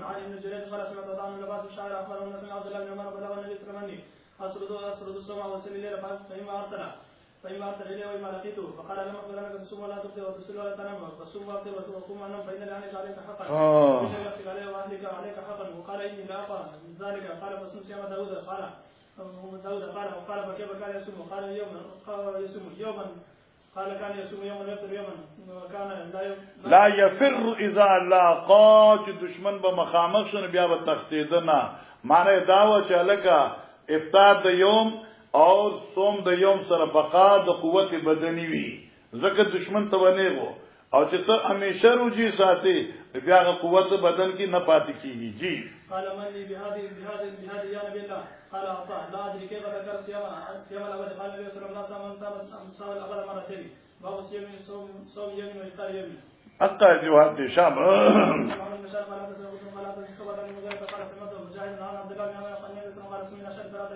قال وتيقوا أكثر من ذلك فما زال حتى قال صوم يوم وافطر يوما. قال يقرأ القرآن في كل شأن. قال وتيقوا أكثر من ذلك أكثر فما زال حتى قال في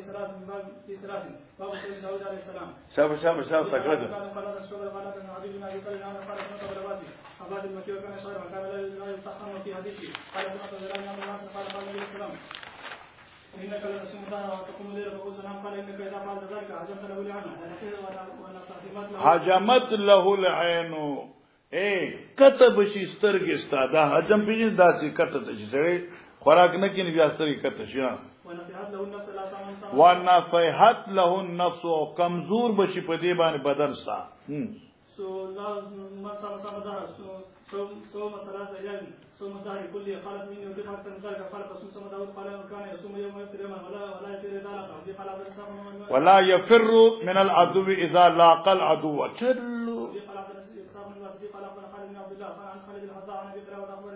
أبو المليك قال دخلت ومع أبيك على عبد الله بن عمر فحدثنا أن رسول الله صلى الله عليه وسلم فدخل عليه فقال قيد له وسادا من آدم وحشوه عجيب فجلس راضي فصارت الوساد بينه وبينه وقال ما فيك من كل شيء 3 أيام. قال قلت يا رسول الله. قال 5. قلت يا رسول الله. قال 7. قلت يا رسول الله. قال 9. قلت يا رسول الله. ثم قال 11. قال ثم قال النبي صلى الله عليه وسلم فقط صوم داود شطر السوداني صوم يوما ويفطر يوما. ما هو سيد البيت 13.